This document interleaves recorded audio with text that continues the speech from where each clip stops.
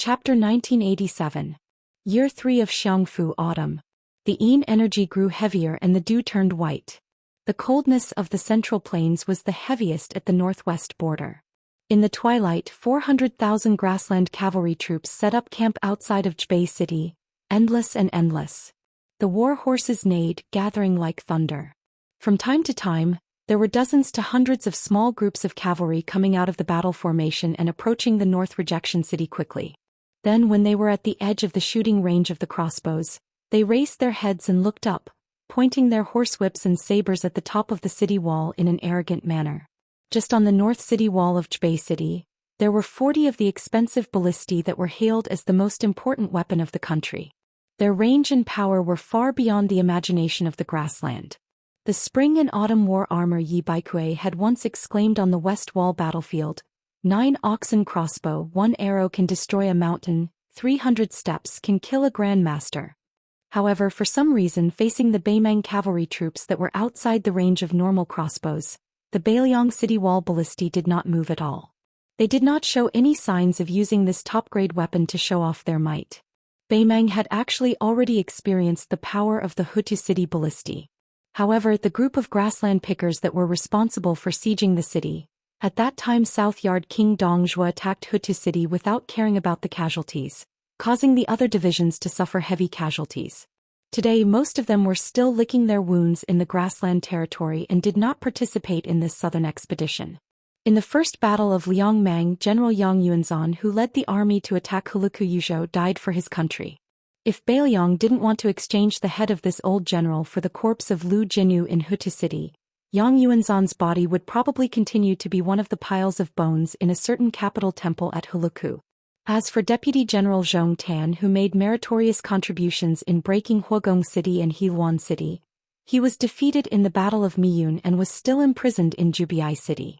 Dongzhuo was in the north mainly attacking Huayang Pass and did not follow the army to the south to Jubiai City. Therefore, the Beimang army's impression of Bailiang was still the word, iron cavalry. Of course, this was all thanks to Dongzhuo, who used a stratagem to break Hutu city.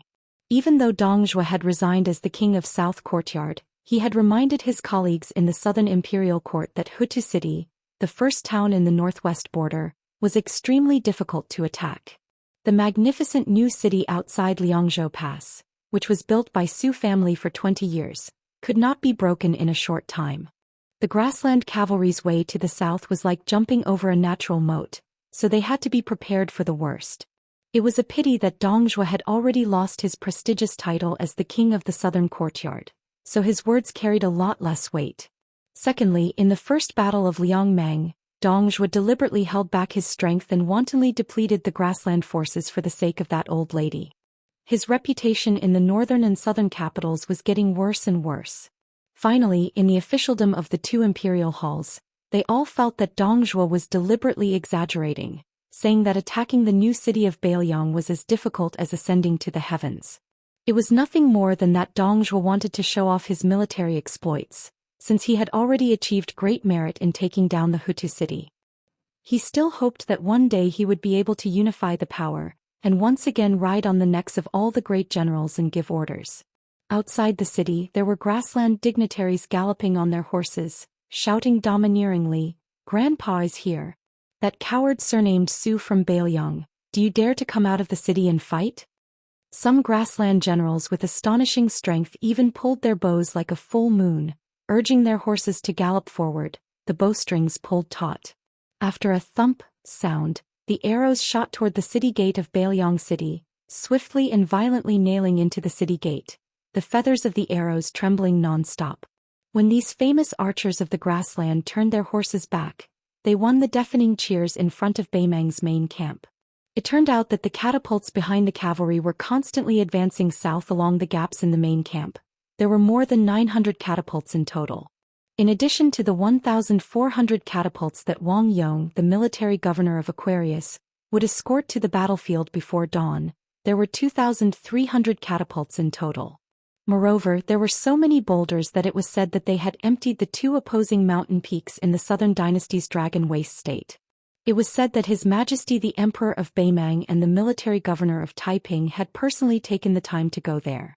the old woman who wore a dragon robe and spoke of the heavenly law had personally conferred the two mountains as the mountain gods of the state. She had promised that when Bailiang City was breached in the future and the grassland finally unified the Central Plains, the two mountain gods who had temporarily lost their foundation would be able to rule over the two mountains respectively.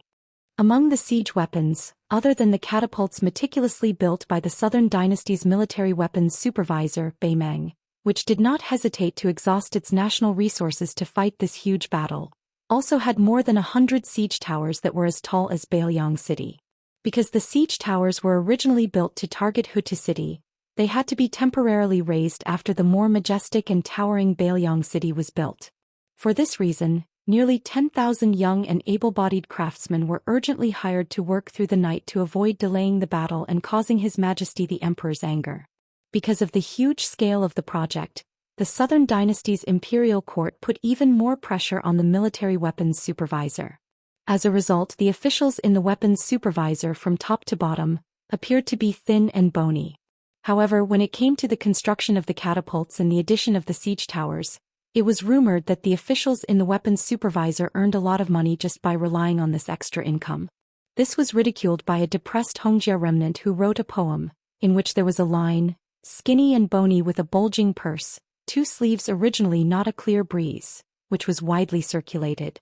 It was specifically used to ridicule the officials in the weapons supervisor for stuffing their own pockets and profiting from the national disaster.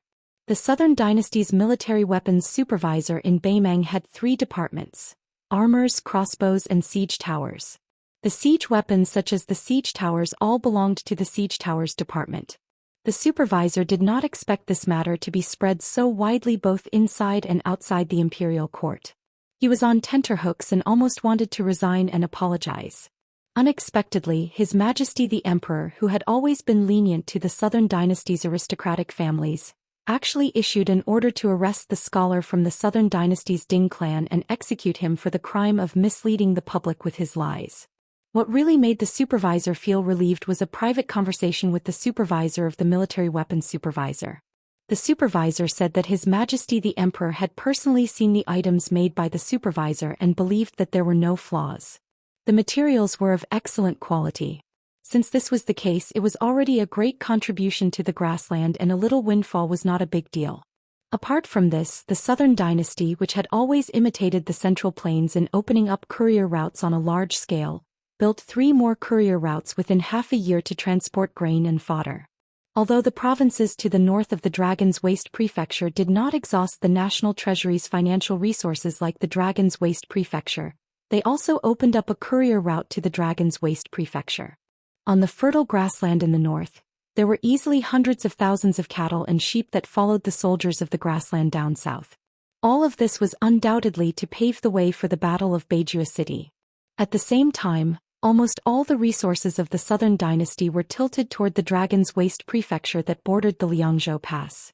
This was also the reason why Dongzhuo was able to easily obtain a large number of grassland youths to besiege the Huayang Pass.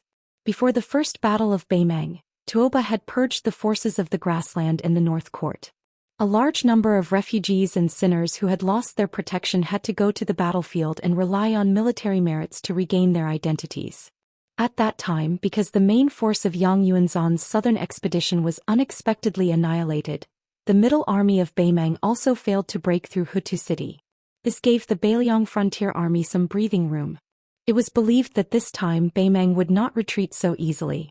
Even though Huang Songpu had died in the Battle of Liuzhou, ending up in the same miserable state as Yang Yuanzhan and becoming the highest-ranking general of Baimang, the Baimang emperor did not hesitate to let the crown prince, Yelu Hongkai, take the position of regent and lead the army down south to Beijua City. She personally guarded the west capital to calm the people down. Baimang was determined to win this battle. It was probably because the silence of Bailiang's Beijua City had increased the arrogance of the grassland generals. In addition, the crown prince who personally led the expedition did not give orders to restrain the valiant generals under his command. Leading the elite cavalry out of the camp seemed to have become an unwritten rule of the Southern Dynasty's border army and the grassland's North Court. It was as if not going to Beijua City was an act of cowardice. In the beginning, not to mention the silent and ferocious large arqueballistas, Even the ordinary city-guarding bows were nothing. They rode their horses forward, hating that they could not ride their horses up to the top of the city wall. Some young generals from the North Court wore gold and silver armor, dazzling under the setting sun. To these young grassland dignitaries who had been promoted from the cowardly Shuewei to the centurion or even chiliarch of an army, they had been tired of hearing about the independent Liang border army since they were young. Calluses grew in their ears. They even had a lot of silent criticism. They felt that among the people whom His Majesty valued in the South Court, other than Fatty Dong who had some ability, Huang Songpu, Yang Yunzan, and Lu Gui were not worth mentioning. If His Majesty did not welcome Hong Jia and those stray dogs who had fled to the grassland to seek refuge in the north and inexplicably made an alliance for the Southerners to govern the Southerners, how could Huang Songpu and the other old fellows who had an undeserved reputation become great generals? After 2 riders left the camp, they did not go straight to the north resisting city, but instead rode slowly along the outskirts of the camp. These 2 riders were young. They wore ordinary armor and sabers, but one of them had a Xianbei buckle jade belt on his waist, which allowed them to travel unimpeded. This young man was none other than Yelu Dongchuang, a member of the king's tent of Beimang. Yelu Dongchuang's Xianbei buckle was also divided into high and low ranks, according to the number of gems embedded on the jade belt. Most of the children of Yelu and Murong could embed 2 or 3 gems, and then the number of gems would increase according to their military exploits. Murong Baoding, a member of the royal family who held military power in his hands, or Yelu Hongkai, an appointed minister of 3 dynasties, who was Yelu Dongchuang's grandfather, could embed 8 gems. Yelu Dongchuang's Xianbei buckle originally only had 6 gems. After he was conferred the title of Zhenghua General and Assistant Minister of War of the Western Capital, he added a large cat's eye stone to one of the 4 military towns, including the tiles of Gentleman's Pavilion. He should have stayed in the Western Capital Temple or one of the 4 military towns at the border of Gusai Prefecture, but this time he made an exception and followed the army to the north resisting city. He and the young knight beside him were both middle army supervisors. Chapter 1988. Yelu Dongchuang was short and dark-skinned, but he had the ferocious aura of a wild wolf. He turned around and smiled at the young man beside him. Toba Chiyun, you've made great contributions, but we can only stare at each other. Don't you feel aggrieved? The other young man was Toba Chiyun, the eldest son of Beimang's military god Tuoba. He was the leader of the 4 great Chunjibo in the grassland. Compared to Xia Chunjibo, Zhong Tan, Qiu Chunjibo, Bo Er Hui and Dong Jabo King Jingchong, he had a stronger background. Originally, Zhong Tan was the most favored one. Not only had he experienced the first battle of Liangmang, but he had also made great contributions in Yozhou's Crouching Bao City and Heluan City. As long as he could successfully recruit the Buddhist forces in Beimang's Lantua Mountain, he would have a meteoric rise in the southern dynasty. In addition, his family had a strong foundation. His father, Zhong Shentong, was one of the 14 great generals of Beimang. Zhong Tan was even expected to become the next general without the title of king, Dongzhua. In the future, it would not be an extravagant hope to have 1 or 2 kings in the Central Plains. Now that Zhong Tan was missing in the western regions and no one knew whether he was dead or alive, Chunjibo and Tuoba Chiyun had one less natural enemy. Tuoba Chiyun said calmly, "With your status as my father's family, as long as we take down North Rejection City, we won't have to worry about not having enough military contributions even if we are napping the entire time on horseback." Yelu Dongchuang frowned and said, "Judging from Chunjibo's tone, you think there are still variables in taking down North Rejection City?" Tuoba Chiyun hesitated and turned to look at the tall and majestic city in the afterglow of the setting sun. Forcing Bailiang's main force to dismount and fight may not be a good thing. Yelu Dongchuang laughed. "You scholars have too much knowledge, but there's one disadvantage. You like to be afraid of this and that, but we have to fight a war." Tuoba Chiyun dismissed it with a smile. The famous scholars of the Central Plains like to play chess with their hands. There's a saying about golden horn silver edge grass belly. In the previous 3-front war, Bailiang only won the Gourd city in Yuzhou, which made Dongzhua's main force retreat to the north. This is the proof. Yelu Dongchuang twisted his wrist and gently waved the horsewhip. "Now that we've been defeated at Old Woman Mountain, even the 50,000 elite cavalry of the Southern Dynasty border army that went to reinforce us were surrounded like dumplings. Are we going to repeat the same mistake?" Tuoba Chiun shook her head and said, "On the contrary, we should go down south to attack North Resisting City. This is actually the intention of the Taiping Decree. They want to exchange the western capital of the Southern Dynasty for North Resisting City. Those survivors of the spring and autumn period who fled from the Central Plains to the grasslands have gradually gained a foothold after 20 years of growth. They have a vague tendency to become too powerful to be removed. In fact, His Majesty is not without concerns about this. In the entire 4 provinces of the Southern Dynasty, the power of the civil officials is deeply intertwined. Even the Longguan clan, who has always been extremely xenophobic, has to lower their status and marry them in order to secure their position. This is enough to show the great influence of the nobles of the Central Plains. In the long run, I'm afraid that the survivors of the Southern Dynasty will turn from knives to swords. Even if they have a knife, they will still hurt themselves." Yelu Dongchuang grinned, like a wild wolf baring its teeth. It was especially creepy. In this case, as long as Beiliang has the courage to mobilize the main force of Liangzhou in the Qingyuan region and rush to Liuzhou, we can let them invade the hinterland of the Southern Dynasty. After all, those who die are inextricably linked to the survivors of the spring and autumn period. We can just take it as helping the grasslands to eliminate some hidden dangers. It's fine if they kill by mistake. In the end, the Western capital's temple will be completely clean. It's equivalent to the cavalry of Beiliang helping His Majesty to be the executioner. The Taiping Decree is really ruthless. Tuoba Chiun sighed with emotion in a low voice. This kind of method, maybe he learned it from the people of the Central Plains. Yelu Dongchuang curled his lips. When we take over the Central Plains, I'll definitely make those scholars suffer and make them disgrace themselves. Chun Jubo did not answer. He only glanced at the majestic and silent silhouette of North Resisting City. It was like a mainstay standing before the flood of the grassland cavalry. It quietly gathered the vigorous fate of the Central Plains in the past 800 years. Within the siege of Beimang's western capital, an old woman with a hunched back walked under the walls.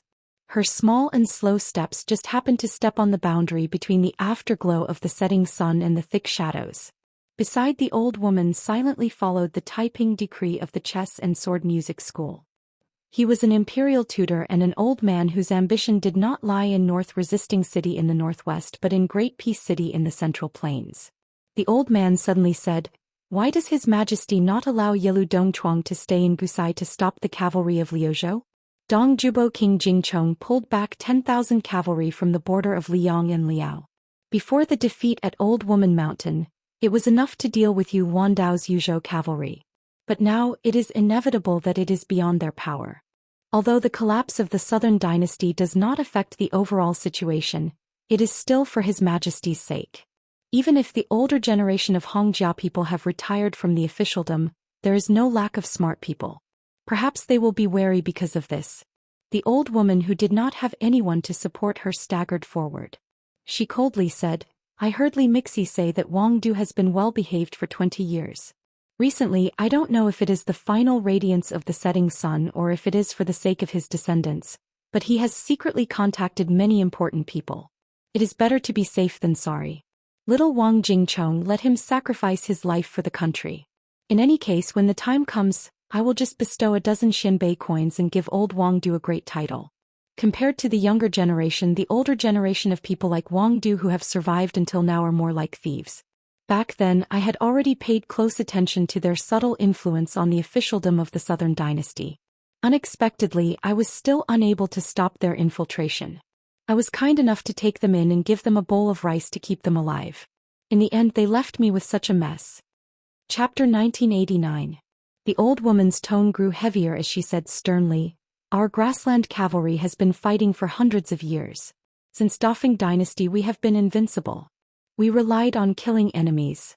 If we had selfish desires we would divide the spoils after the war. How could we be like Gourd Mouth of Yuzhou and Old Woman Mountain of Liuzhou, who schemed before the war and were blinded by selfishness?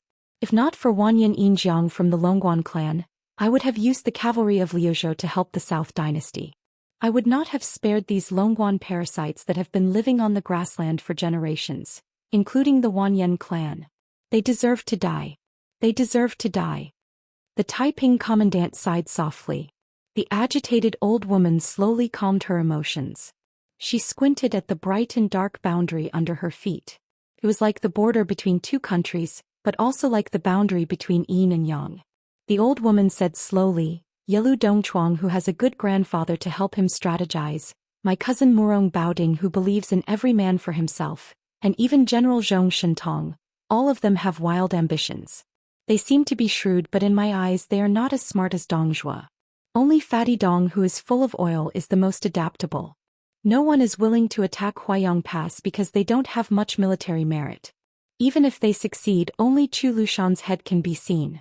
At that time, they will suffer great losses and at least hundreds of thousands of casualties. In this way, even if I agree to be conferred the title of Marquis according to military merit, without troops, an ordinary person will not be able to hold the position. Therefore, when I asked Murong Baoding to attack Huayang Pass, the Jiefeng commandant of Orange Province acted as if his parents had died. He asked for so many Ruan cavalry and still felt that it was not enough. He wanted to work but not put in effort. What is the big picture? He clearly knows the importance, but he is unwilling to take care of it. How hateful. The old woman sneered. As long as Dong Zhuo can take Huayang Pass, even if he can't participate in the attack on North Resisting City, I will give him the title of King of the Southern Courtyard and let him lead the army into Bailiang Pass. The magistrate of Taiping frowned and said, that would be Qin Zhibao, who was conferred the title of Prince by Li Yong and is now a vassal of Western Shu. Letting the tiger return to the mountain is a disaster as big as the sky. The old woman laughed in a low voice. Legacy? We don't even have many days left to live, so why should we care about the life and death of the two ingrates of the Yelu and Murong family? The magistrate of peace was silent. The old woman comforted, Teacher, as long as the hooves of the grassland cavalry step onto Great Peace City, step onto the Guangling Road, step onto the southernmost land of the Central Plains, you and I will not be forgotten in history. As to who will sit on the dragon throne in the end, what does it matter if it is Yelu, Murong or Dong? Taiping Ling smiled bitterly and said, if we can unify the world, then fewer deaths will be a good thing. The old woman laughed loudly and waved her sleeve. Then you'll have to endure for a few more years. Beimang's royal preceptor stood in place, his figure desolate. The old woman walked forward alone with her hands behind her back. The afterglow gradually disappeared under her feet. In the darkness, the old woman murmured to herself, maybe I won't be able to see the snow next year at your hometown in Liaodong's Jinzhou. Say, if I had not returned to my hometown back then and stayed by your side, would I have children and grandchildren now? The sky was about to brighten. In the back courtyard of the northern barbarian manor, a room was lit by candlelight. A cold knife was placed on the table. A young man started to silently put on the manor king's embroidered robe. Outside the room there was a young woman dressed in white. She held a red sandalwood sword box with a determined expression. She quietly waited for him to come out. Also in the manor, Shui Songguan, who had not slept the entire night, slowly sat up. He put on his boots, picked up the guqin and gently pushed open the door. The old spiritual master of Wudong Mountain, Yu Xingrui, had just finished practicing the fist technique he had created from his little sect brother Hong Shixiang. Feeling refreshed, he carried his sword and left the yard. A white-clothed, white-haired and white-browed old man sat on a stone bench. The sword box on the table was wide open. The old man held the sword in one hand and broke the blade inch by inch with 2 fingers. He gently threw it into his mouth as if he was chewing soybeans. The old man casually threw away the remaining sword hilt. He glanced at the empty sword box and slowly stood up with a smile. The 100-year sword aura filled his stomach. It was time to vent it out. On the stone steps of a small courtyard, the young swordsman who was the sword crown of the Wu family's sword tomb squatted there. He suddenly stood up and turned to look at the swordsman Tsuhua, who carried the ancient sword Su of Gojoseon on her back. The latter opened her eyes for the first time and smiled sweetly at him. In a small courtyard, 2 disciples from Martial Emperor City walked out of their room at the same time. The handsome eldest disciple of Wang Xinji took off a cold saber from his waist and tossed it to the other disciple. The latter smiled knowingly and tossed one of the 2 famous swords, Fuji of Shudao, to his senior brother. The 2 of them. One of them hung the cold knife while the other hung the famous sword. Their movements were exactly the same. In the end, they hung their swords and sabers and strode out of the courtyard side by side. A middle-aged man with white cloth tied his legs turned around and waved at the Miao girl's wife who was standing at the door. She smiled and gave him a thumbs up. In the same quiet courtyard, an old Confucian put down the sage book in his hand and straightened his clothes. The old swordsman sitting beside him raised his cup and drank half of the wine in it. Then he poured the wine on the unsheathed long sword. Outside the house, a burly old man stood with his knife in his arms. He closed his eyes and concentrated, waiting for his two old friends. In front of the meeting hall of the northern barbarian mansion, under the wooden archway, there was someone holding an iron spear. Beside him stood the master of the Dongyue sword pool. Somewhere in the northern barbarian mansion, a woman in purple squatted down and tied a small knot on her skirt. On the southern wall of the northern barbarian mansion, an average-looking middle-aged swordsman sat cross-legged. He placed his sword on his knees and looked into the distance as if he was waiting for the sun to rise from the eastern sea. Not far from the city wall, a man in white stood. He was drinking happily with his head raised. The woman in the red robe beside him looked serene. After the young lord put on the python robe and put on the cold knife, he paused when he was about to open the door. Then he suddenly opened the door. Beimang's army was about to attack the city. They were only waiting for dawn. Suddenly a horse rushed out. It was the Beimang generals. When he was less than 100 steps away from the city wall, he laughed wildly and said, "Bullshit Beiliang cavalry. Until now no one dares to go out of the city and fight." Chapter 1990. The sun rose from the East Sea, its rays reaching 10,000 zhang. Between heaven and earth outside the northwest Great Wall, the sunlight was like a tide, slowly pushing from the east to the west, bringing endless light.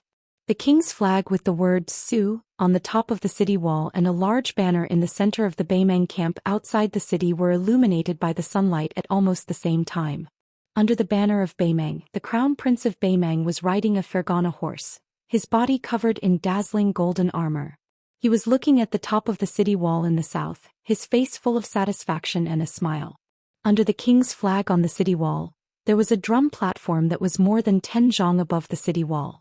A young woman dressed in white walked up the steps and stood in front of a large cowhide drum.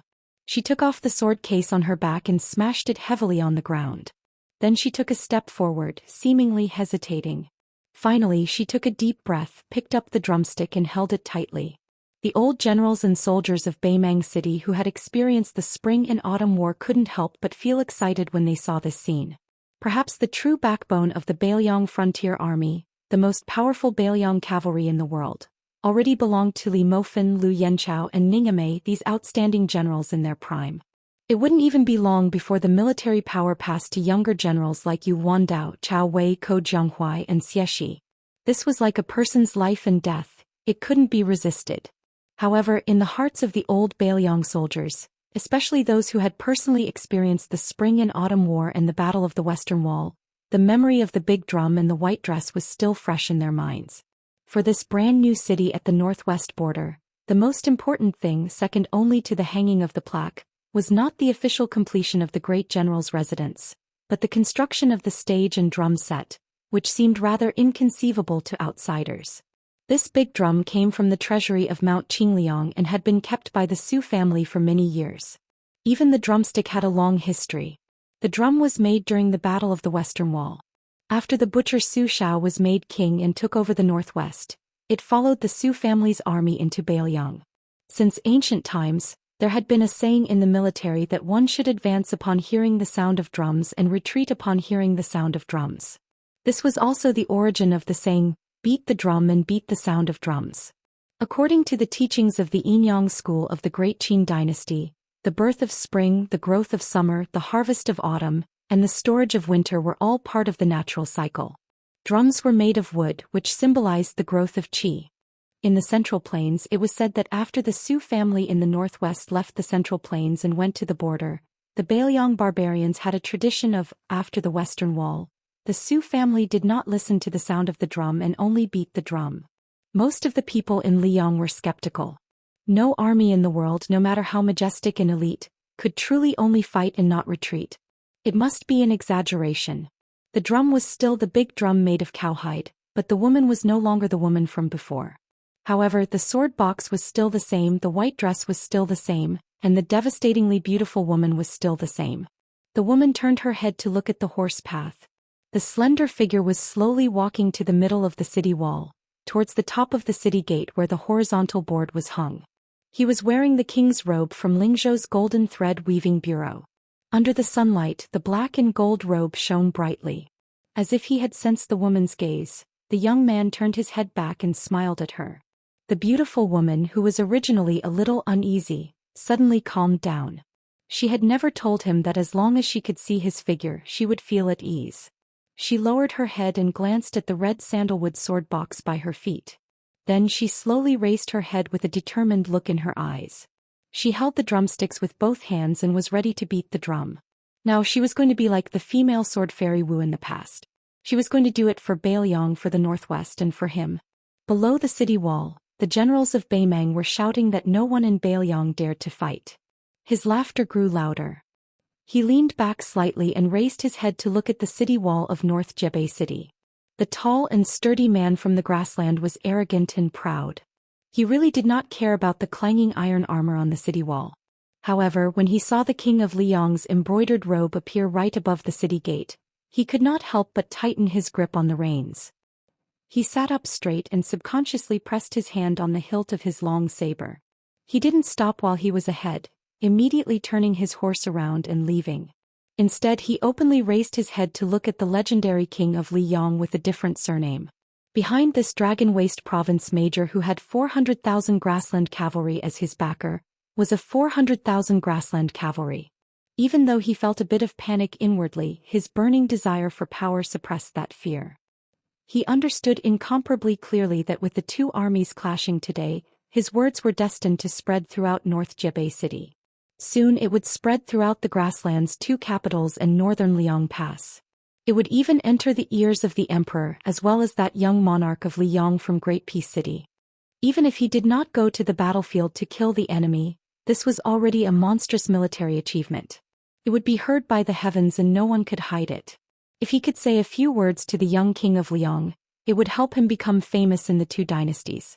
Therefore, he calmed his thoughts and deliberately turned his horse around. He pointed his whip at the top of the city wall and shouted while knowing the answer, "You are Su Fengnian?" Unfortunately, the young man's gaze was cast on the Beimang camp as if he was looking for something. He did not pay any attention to the generals who had taken the first merit with just a few words. The Beimang generals who had asked for a snub were about to continue to provoke him. Unexpectedly, the knight in golden armor under the banner waved his hand. Horns sounded from the Beimang army and the siege began. The black mass of Beimang infantry took the lead and slowly moved forward from the north to the south like a swarm of locusts. Looking north from the top of the city wall, among the dense swarm of locusts, there were 2,300 catapults of different sizes. Under the busy supervision of the officials of the Southern Dynasty, they finally took root in various places and formed an arc with Beimang City as the center. Beimang's catapults were divided into 6 types.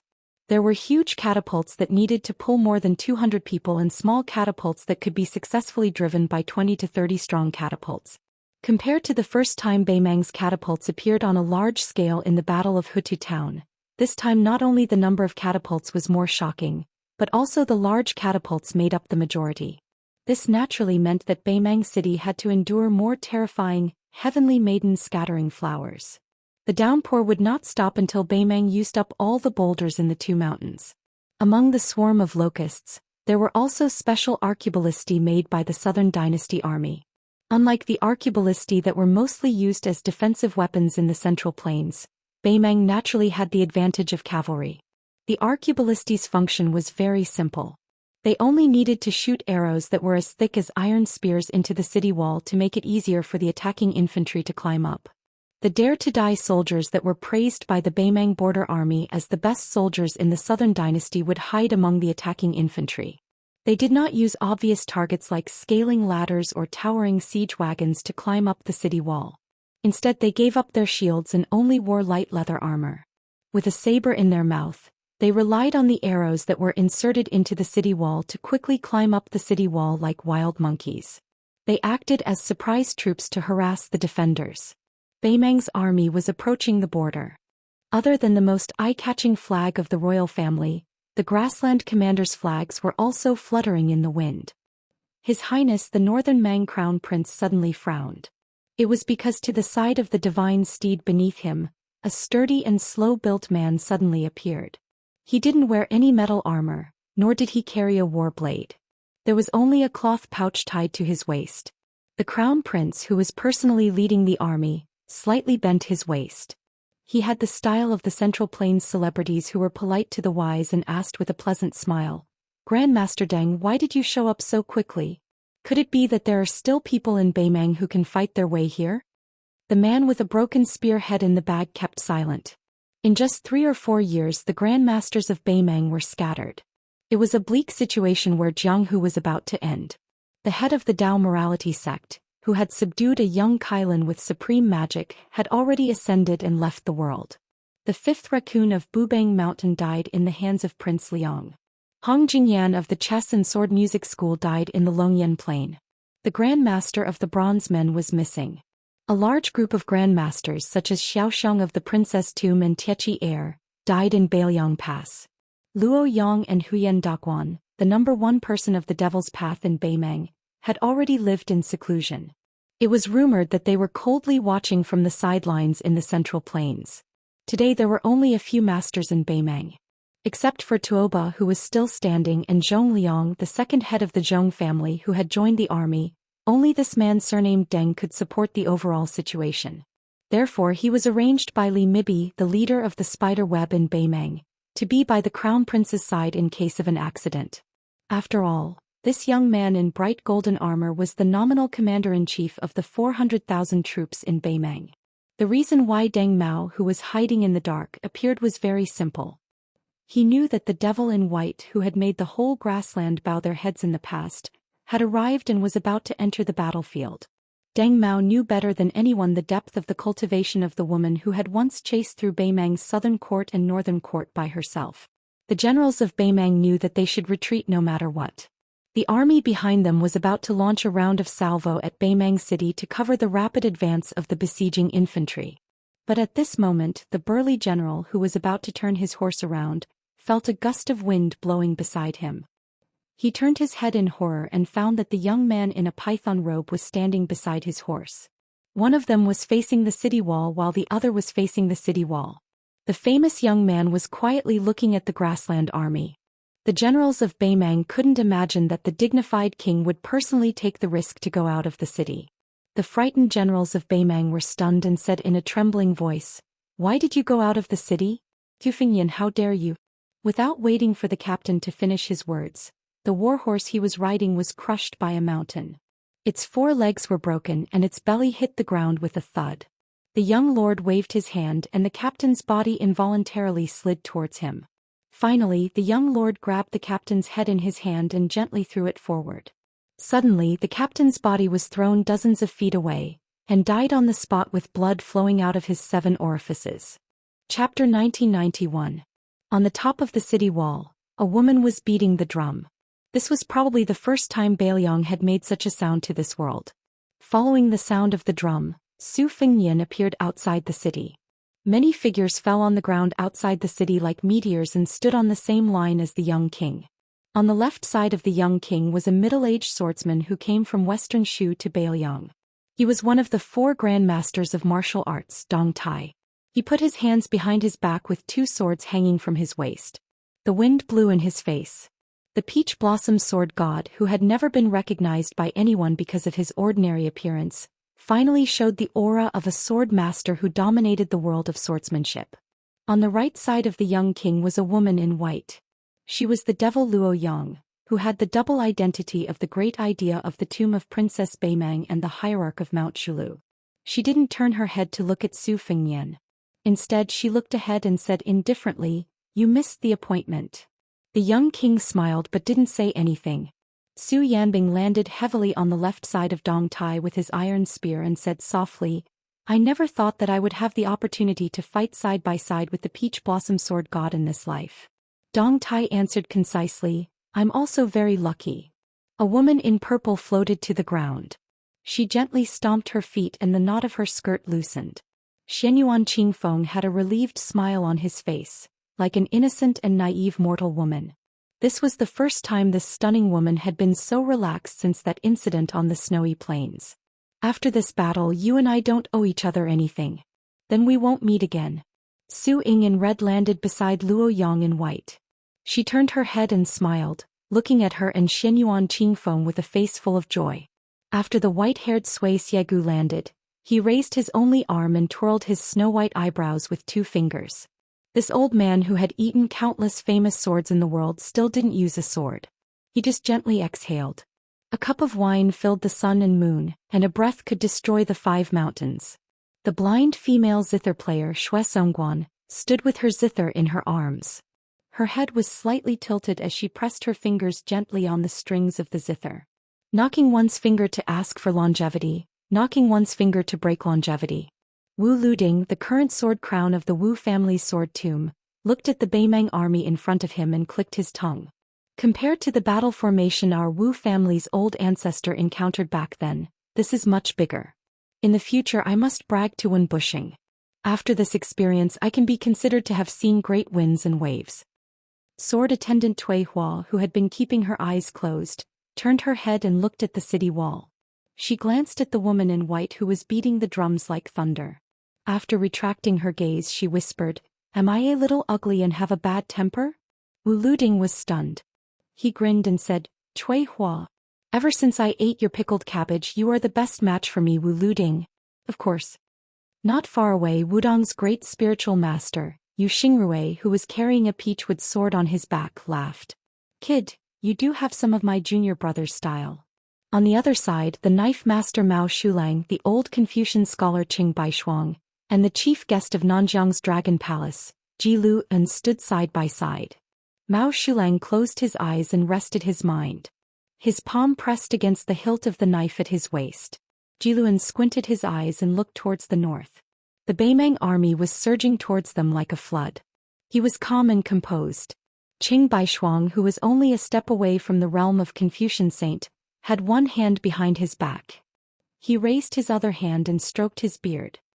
He looked towards the sky and muttered to himself, "Mister, who said that we scholars have no guts?" On the far left the number 1 person of Nanzhao, Wei Miao, crossed his arms in front of his chest. Beside him was the Dongyue sword pool's master, Chai Qingshan. Wei Miao asked with a clumsy Central Plains accent, "Master Chai, I heard that the Dongyue sword pool's scenery is very good?" Chai Qingshan nodded and smiled. "It's not as dangerous and remote as your Shirwan Mountains, but it's also unique. If Mr. Wei has the chance to visit my Dongyue sword pool in the future, I'll definitely take out the 3 jars of apricot wine to treat you." On the far right Yu Groom and his junior brother Lu Huang each had a knife and a sword at their waists. The sword they had was one of the world's 10 famous swords, Fuji, while the knife they had was just an ordinary Baoyang knife. Lu Huang said seriously, "Don't forget about the agreement." Yu Groom laughed it off. Outside the Northwest Pass on the front line, 18 people. In the Beimeng army, Chun Jubo, Tuoba Chiyun and the royal relative Yelu Dongchuang looked at each other. The latter finally said, "Is this okay? Is Baoyang's final struggle?" Tuoba Chiyun turned her head and looked to the south. She didn't answer the question and said slowly, "The Crown Prince's broken spear Deng Mao, your second uncle Zhong Liang, and the Orange Province's disciplinary officer Murong Baoding. There are only 3 Grand Masters of martial arts. Even if Spiderweb Li Mixi has a backup plan, it still seems to be a little difficult." Yelu Dongchuang's mouth twitched. "Will your father be absent from such a soul-stirring battle between Grandmasters?" There was some regret in Tuoba Chiyun's eyes. She shook her head and sighed. "My father never said that he would come here in person. Maybe he really will miss it." Yelu Dongchuang curled his lips and waved his whip. He said lazily, "That would be the biggest regret in life." At this moment in the open space between the 2 horses, a burly figure appeared out of nowhere. His arms reached to his knees, and there was a faint golden light flowing around his body. He was like a golden dragon python floating in the clouds. The newcomer said expressionlessly, "You 2 immediately retreat 10 miles. Tuoba Chiyun, the noble Beimeng's disciplinary officer, turned her horse and rushed to the north without saying a word. Even the arrogant and unruly Yelu Dongchuang, after hearing this man's words, did not hesitate to retreat with Tuoba Chiyun. When this figure appeared in the Beimang army, Deng Mao, who was guarding the crown prince of Beimang, Devil Zhong Liang, who was on par with General Zhong Shentong, and disciplinary officer Murong Baoding, who was at the front line of the army, all three of Beimang's top masters were shocked. This person stood in the same place as motionless as a mountain. Although he was on the ground, his aura was as majestic as the Kunlun of the ancestral dragon. On the North Jebei city, the sound of the drum was the loudest. A young king in a python robe with big sleeves waving in the wind said heavily, "Kill." The other 17 grandmasters of the Central Plains also said the word "kill" at the same time. While Beimang's strong infantry in the middle moved forward steadily, a group of 5,000 elite cavalry emerged from the left and right flanks.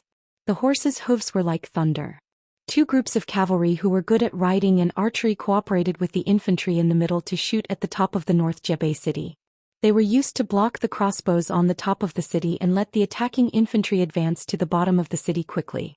Lu Huang, Yu Groom, Wei Miao and Chai Qingshan, who were at the outermost left and right of the 18 grandmasters of the Central Plains, split into two groups and rushed forward calmly, blocking the charging path of the cavalry. On the path of the northern Mang army's swift and violent advance, because of the 18 people who had left the city to fend off the enemy, the ballistae that were originally behind the rain of arrows and catapults were the first to appear on the battlefield. It was as if the swords of the sword immortals of the land were unleashed with all their might, shooting towards the dozen or so masters who were blocking their path. In the vision of the sword crown of the Wu family, who was the fastest to move forward, two black dots instantly appeared. He laughed loudly and said, "Who can compete with the sword tomb of the Wu family when it comes to the art of controlling the sword?" While talking and laughing, the young sword crown continued to move forward. He stretched out his arms and his 5 fingers were like hooks. The two ballistae that were about to pierce his shoulders at the same time were grabbed by him one after the other.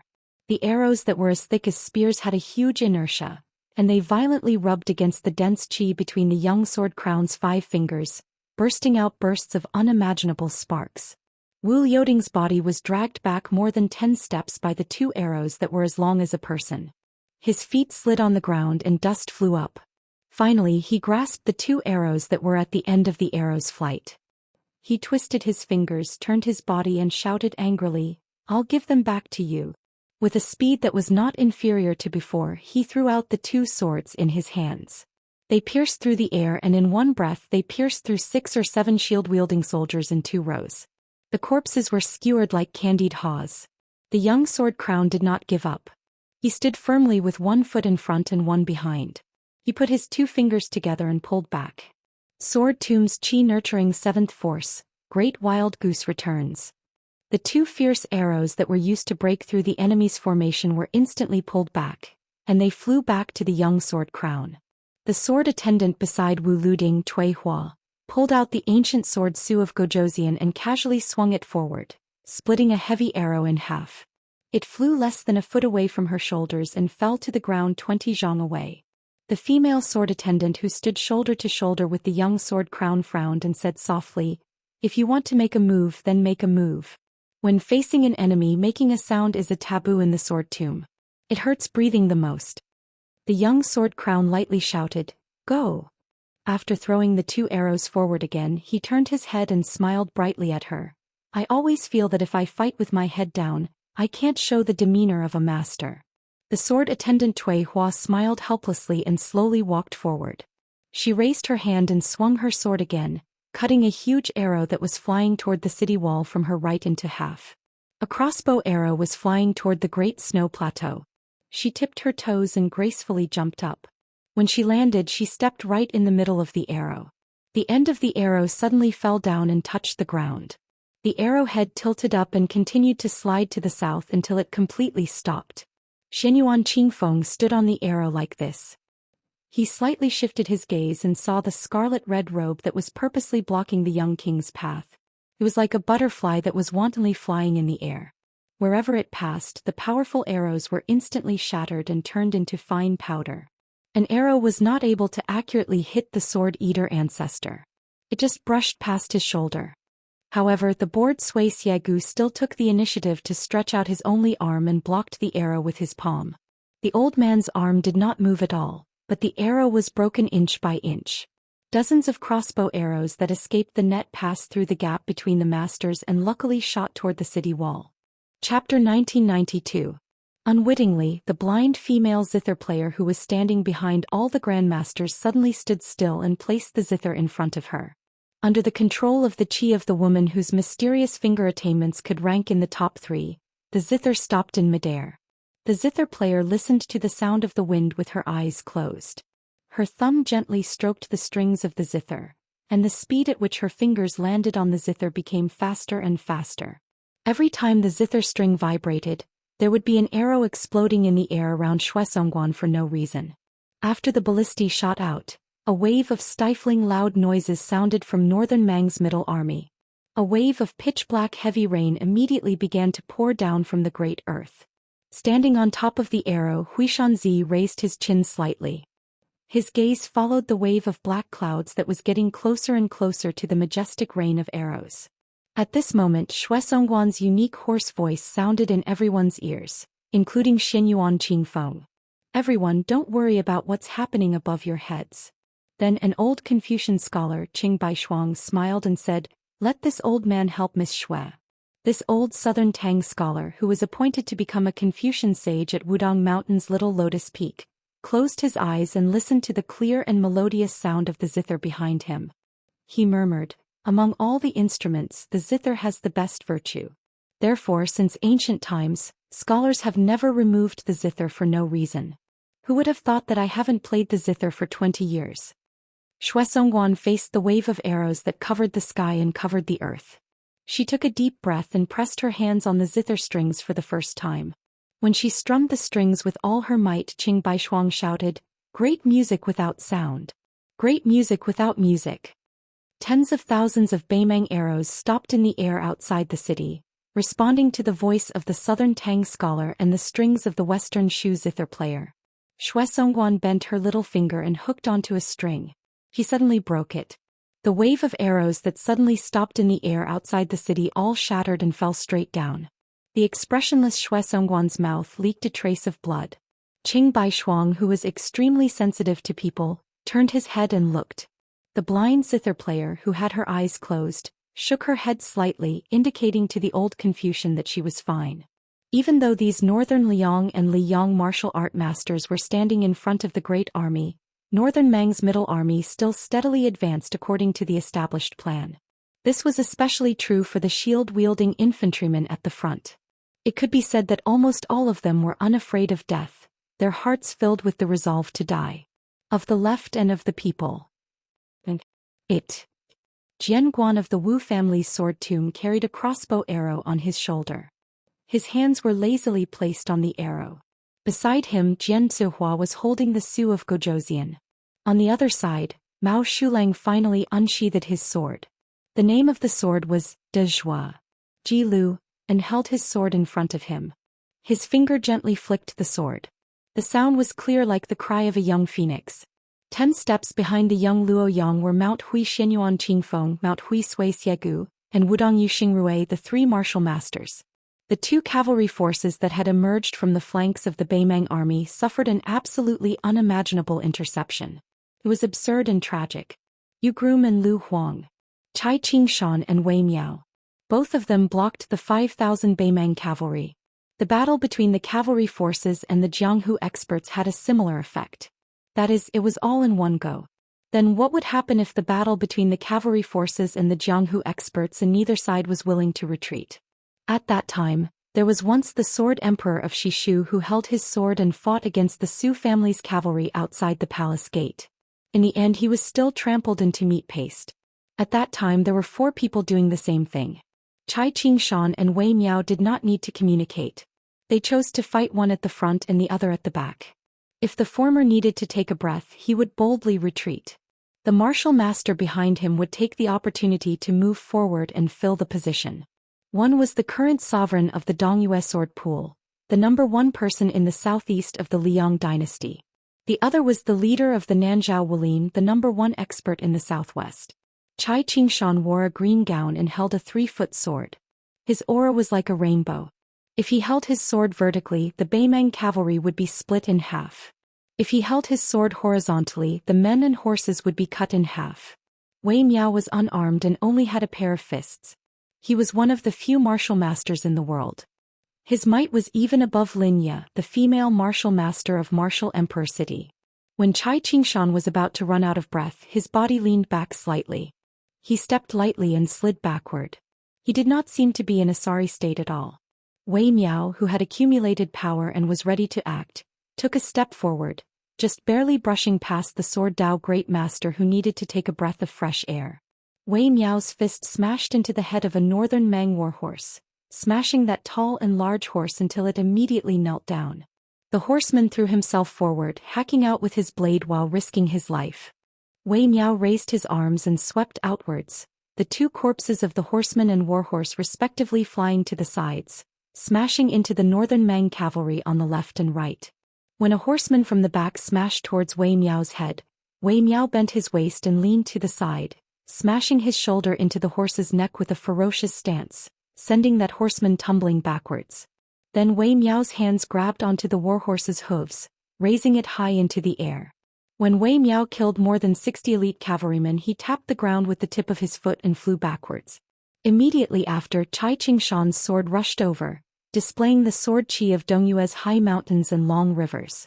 Under Wei Miao's flawless cooperation, the two sword masters who had never met before did not allow the Beimang cavalry to advance even half a step. On the other side, the two proud disciples of Wang Xianji, who claimed to be the second in the world for 60 years, Wu City's Yu Groom and Lu Huang, were even more radical than Xianxia and Wei Miao.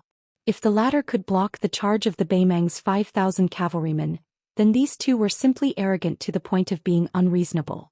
Yu Groom and Lu Huang, one on the left and one on the right, did not take out their cold sabers for the time being. They each used Shudao's Fuji, two heavy weapons showing an irresistible force. The more they fought, the braver they became as they continued to charge forward. The sword in Lu Huang's hand was called Shudao. The path of the sword was unpredictable and untraceable. Every time it slashed horizontally, diagonally, and directly back, it was fierce, and incomparably domineering. Whether it was the Beimang warhorse or the armored cavalrymen, under one sword only death awaited them. Chapter 1993. On the other hand, Yu Groom, who was favored by Wang Xianji in terms of swordsmanship, was the first disciple of the martial saint who did not like to fight for fame and fortune. Therefore he was not famous in the Central Plains Jianghu like Men Linye. However, Yu Groom's cultivation was unquestionable. No matter if it was the young king Su Fengnian or Huyen Daguan, who replaced Chao Chongqing as one of the 4 grandmasters of martial arts evaluation, they all believed that Yu Groom's true strength was the closest to Dong Tai in the world. If they were to talk about who had the most hope to stand shoulder to shoulder with the two old and new sword gods, Li Chungang and Dong Tai on the peak of swordsmanship, it would undoubtedly be Yu Groom who had the greatest hope, and not Xianxia of Longhu Mountain, who also had an outstanding foundation and gave up the old swordsmanship and chose to break and rebuild. This gentle gentleman who seemed to smile at everyone and was refined and courteous, his martial arts future was vast and immeasurable. The majority of Yu Groom's sword attacks were relaxed and casual, like the common people in the marketplace who were watching a bustling scene. He had truly reached the natural realm of doing as he pleased. However, every seemingly careless pointer would cause a rider to fall off his horse and die. There was not the slightest wound caused by the long sword on the corpse. However, compared to Lu Huang's bold moves, the leisurely Yu Groom's chiseling speed was clearly a level slower. In front of him, Lu Huang turned around and casually lifted the head of a Beimang rider with his sword. He smiled at Yu Groom behind him and said, "I killed 16 more riders than you, how is it?" The calm and composed Yu Groom smiled and said, "A thin stream is long." Lu Huang snorted coldly and turned around to continue killing the enemy. After his junior apprentice brother Lu Huang turned his back to him, Yu Groom still had the mood to stand on his tiptoes and look at Wei Miao and Xianxia's battlefield. Seeing the two Jianghu seniors working together, he nodded to himself. His and Lu Huang's rude and unreasonable advance was not because they were swayed by their emotions. These fellows who were born in Martial Emperor City, under the supervision of their master, almost all of them had been diligent in fighting the tide since they were young. Therefore their one-breath qi was rather vigorous and thick, which gave them an innate advantage. Under the premise that their chi was not too different from martial artists of the same realm, he, Lu Huang, Linya, Gongbonk and the others might have already changed their chi 3 times, but they only needed to change their chi 2 times. Bridegroom Yu lowered his head and gazed at the hilt from the tide-listening pavilion's armory. He couldn't help but feel a bit sad. A peerless sword had fallen on the battlefield. Wasn't it a bit unfortunate that it was born at the wrong time? Yu suddenly laughed out loud and sheathed his sword. At the same time he unsheathed his cold saber. His figure suddenly rose from the ground and moved freely on the back of the Beimang cavalry. Picking up the heads of those who died with their eyes open, Yu, who had always been reserved, laughed boldly for the first time. Lu Huang, how about changing your saber? On the battlefield, taking people's heads with a cold saber is the same as breaking the tide on the city wall when we were young. Can be said to be the two greatest things in the world. In front, Lu Huang sneered, "Wait until my Shu Dao sword is broken." Yu joked, "A rough man who doesn't understand romance. No wonder he can't find a woman to warm his bed." Lu Huang didn't pay attention to this senior apprentice brother's teasing, but his sword was even fiercer and more decisive. In the center of the battlefield, for some reason, the king of feudal lords, the peach blossom sword deity, and the white-clothed Luo Yang stood still at the same time and looked to the north. The three of them were not only waiting for the Beimang infantry to approach, but also secretly looking for the real enemy. The young king of feudal lords finally looked at the Beimang's dazzling banner in the distance and said softly, "Then I'll go first?" The white-clothed Luo Yang didn't say yes or no. The peach blossom sword deity Dong Tai pushed his sword out of the sheath with his thumb and said flatly, "I'll help you find Tuoba Bodhisattva first." When the king of feudal lords was about to disappear in a flash, Luo Yang finally said slowly, "After Tuoba Bodhisattva makes a move, you don't have to worry about your back, just open the formation and move forward." Su Fengnian nodded and disappeared into thin air. The next moment, the young king of feudal lords appeared above the Beimang infantry formation and stepped on a big stone that had just been thrown by a giant catapult. The boulder that weighed several hundred kilograms first froze in place for an instant before smashing back to the ground at an even faster speed. Not only did it smash the catapult into pieces, but the boulder also rolled down like thunder, crushing dozens of catapults on the spot and turning them into a bloody mess. The white-clothed Luo Yang closed her eyes and sniffed gently. The battlefield of the Great Qin Empire 800 years ago was so bloody, and the battlefield 800 years later was still the same. She whispered, "The Great Qin's Luo Yang is here." Dong Tai finally found the target behind the layers of iron armor. He slightly leaned his body and then gently flicked the sword with his thumb on the hilt. The Taiya sword that had never followed the peach blossom sword deity out of the Wu family's sword tomb was finally unsheathed today and could show its peerless charm to its heart's content. This flying sword was too fast, the sword chi was too long, and there was too much sword will. As a result, a thin and dazzling white rainbow stretched out between the scabbard on Deng Taiya's waist and the flying sword. It was as if there was a sword in the world that was 2 miles long.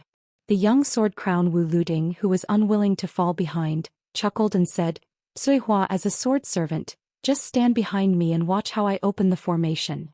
Right when Wu Liuding's wrist shook and was about to use the crossbow bolts as great swords to open up the formation, he saw a violet-clothed figure madly collide into Northern Mang's foot formation with an invincible bearing from the corner of his eye. Countless shattered iron shields and severed limbs sprayed into the surroundings of that ball of violet light, and it was like countless scarlet-red flowers had bloomed. Wu Luding couldn't help but mutter, "This crazy woman." Under that large banner, Northern Mang's crown prince His Highness passed down the order, ordering Murong Baoding and Zhong Liang to each lead 2,000 private cavalry to reinforce the 2 cavalry units that were stopped. They had to bring back the heads of those 4 Central Plains grandmasters who dared to stop a chariot with mantises. Every head was equivalent to the head of a lower third-rank general in the Northern Liang border army. Then, in front of the banner, he purposely cleared out a wide space with a radius of 1 mile. It was obvious that he was not afraid of the grandmasters from the Central Plains breaking the formation. Northern Mang's crown prince acted so boldly, but regardless of whether it was the experienced and prudent West River Province's disciplinary magistrate Helian Weiwu or the shrewd Aquarius Province's disciplinary magistrate Wang Yong, none of them had the slightest objection. Even Broken Spear Deng Mao, who was in charge of the crown prince's safety, remained indifferent. Everyone was calmly waiting for the appearance of the young king. The calm and unruffled crown prince of Beimang turned his head and asked the crown princess, who won first place in the chess and sword music school with the surname Gu Han, with a smile, "Do you think that Su Gai dares to come?" Her face was cold. Of course. The northern Mang crown prince's face was filled with disapproval.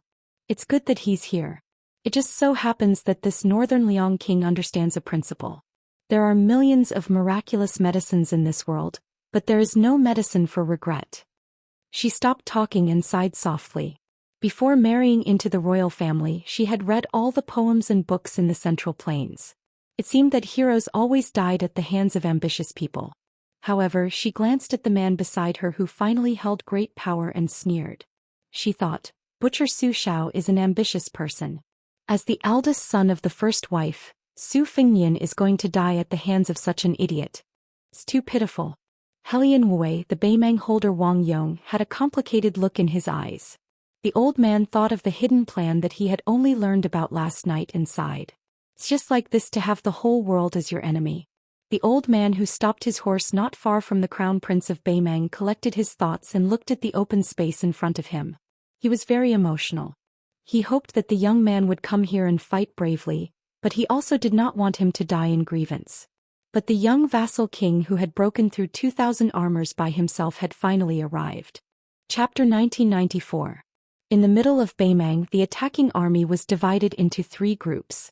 2 of the gaps were about 60 paces wide, allowing the cavalry to pass on orders or provide reinforcements. It was also convenient for the military to monitor the subsequent siege weapons. The 3 groups of troops were divided into groups of 10,000 infantrymen, with a 4-feet-tall Beimang commander's flag as the backbone. If the Beimang emperor were to personally lead the battle, according to the law, the flag should be 6 feet tall. On this battlefield, the crown prince of Beimang was the commander-in-chief as the regent of the state, so his flag should be 6 feet tall. The rest of the generals, such as Murong Baoding, Helian Wei, and Zhong Shentong, were the top-ranking officials of the grassland. Their commander's flag could be 5 feet tall. The generals with real power and the commanders of the Jia army would use a 4-feet-tall commander's flag. The flag could be embroidered with the surname of the commander or the battalion number. The 2 capitals of the Norland and the Southern dynasties had no restrictions on this. Although the first 3 groups of 10,000 infantrymen were intercepted by several grandmasters of the Central Plains, they generally maintained their formation and continued to push forward. Each group of infantrymen had elite soldiers with large shields and heavy armor as the vanguard.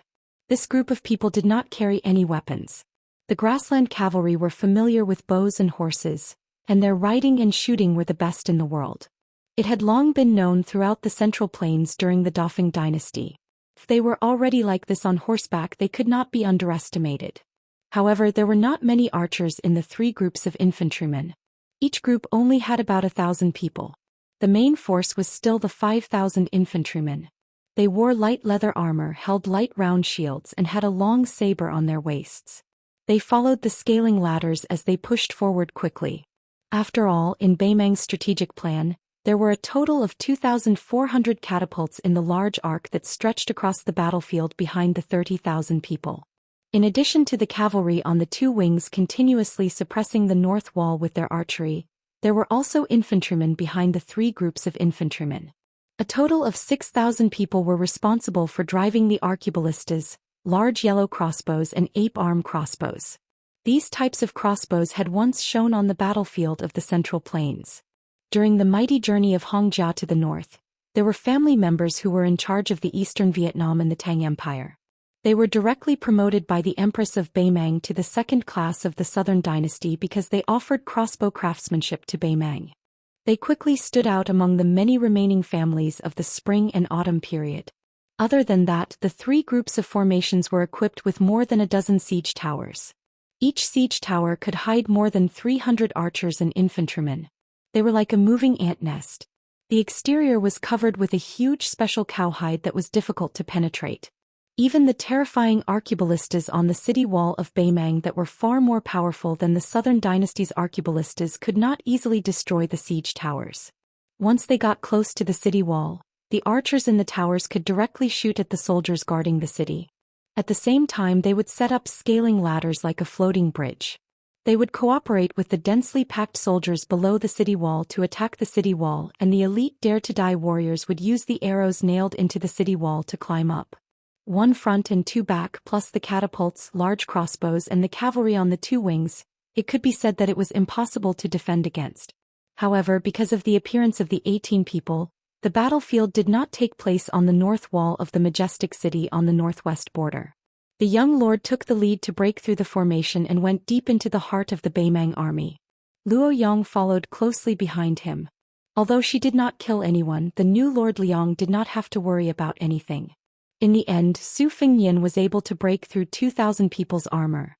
He used his two sleeves, the green snake and the sword chi rolling dragon wall. His gang chi was like a swimming dragon.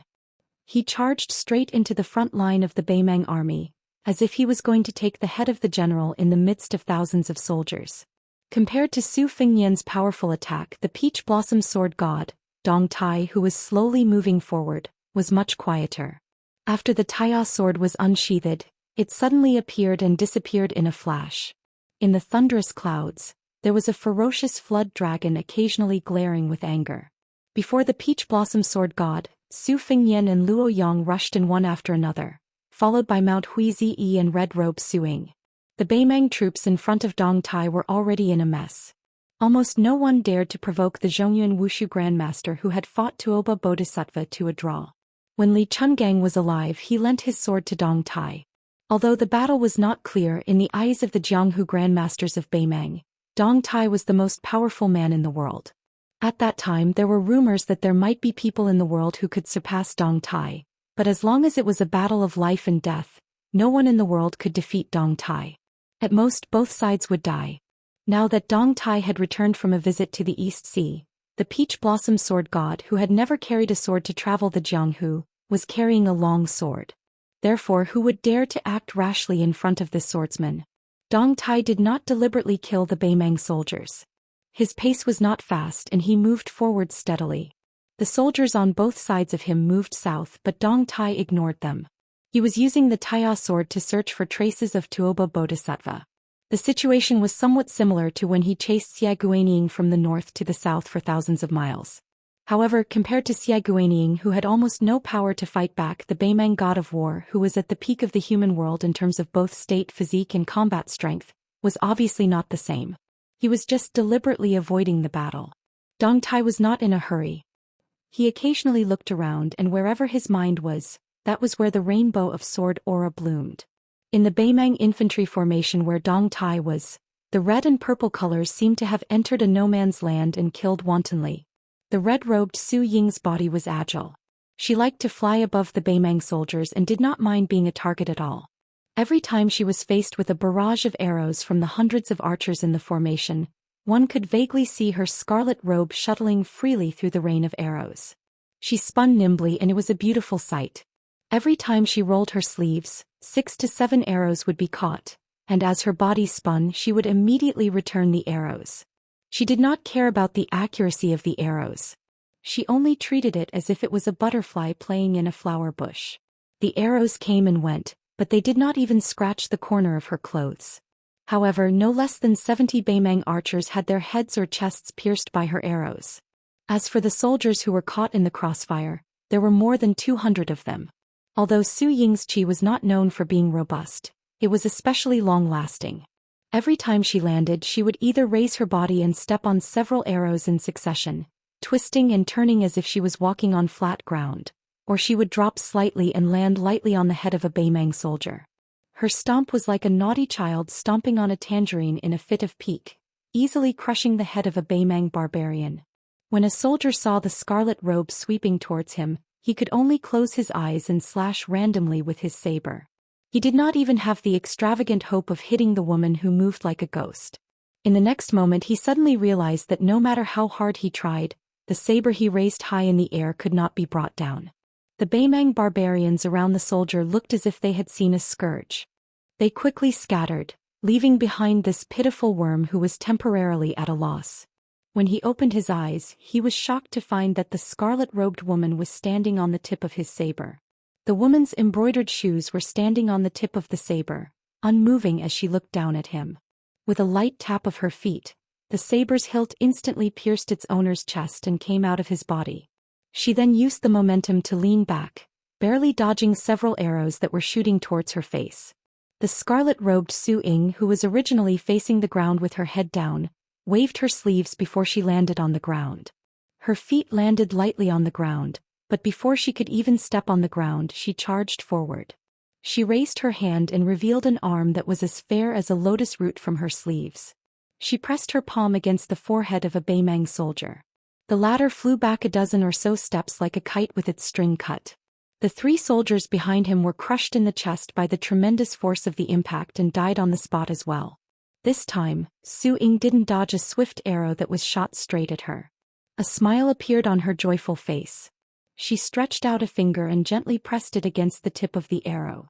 The arrow didn't slow down in the slightest, but it didn't shoot into the woman's neck as expected. Su Ying's figure flashed back as fast as lightning. She waited until the arrow had exhausted all its strength before she stood still. She flipped her wrist and gently grasped the arrow that should have fallen to the ground. She broke into a smile and raised her eyes to look at the archer who had shot the arrow. Although the Beimang soldier's attire was no different from an ordinary archer's, it was obvious that he had already reached a higher level in the martial way. The strange archer who was currently facing the scarlet-robed Su Ying had a cold expression on his face. He had originally reached behind his shoulder to pull out an arrow from his quiver, but he probably realized that a strong bow shot was too insignificant for a grandmaster. He withdrew his hand and drew the saber at his waist instead. When he made this move, a dozen or so archers around him also abandoned their bows and drew their sabers. Su Ying stretched out a finger with a smile and slowly hooked it at the soldier. This person was an elite soldier of the border army of the Southern Court. Whether it was cavalry, archery, or infantry, he was extremely skilled. He was regarded as a valiant soldier by the Beimang. Even if this kind of valiant soldier joined the army of the Northern Court on the grasslands and attached himself to the nobles, he would definitely be regarded as a treasure by any Chiliarch. They were usually in groups of 10 and hid among the infantry attacking the city, waiting for an opportunity to strike. Not only were they familiar with fighting in pairs, but they were also good at small-scale formations against the enemy. These secret border soldiers of the Southern Court, who were usually scattered among the armies and only under the command of the commander-in-chief during wartime, were far fewer in number than the 20,000 infantry attacking the great cities and towns of the Central Plains. There were less than 4,000 of them, so they had always been complacently praised as the Xianxia army of the Southern Court. These valiant soldiers of the Southern Court, who were said to be comparable to the White Horse crossbowmen of Liangzhou, were currently hiding more than 100 people in every 10,000 infantry formation, so there was only one centurion. Unfortunately, the one who was provoked by the scarlet-robed Su Ying happened to be that centurion. Chapter 1995. The centurion stared fixedly at the scarlet robe. After a slight hesitation, he made up his mind and raised his left arm, clenched his fist and punched his right palm several times.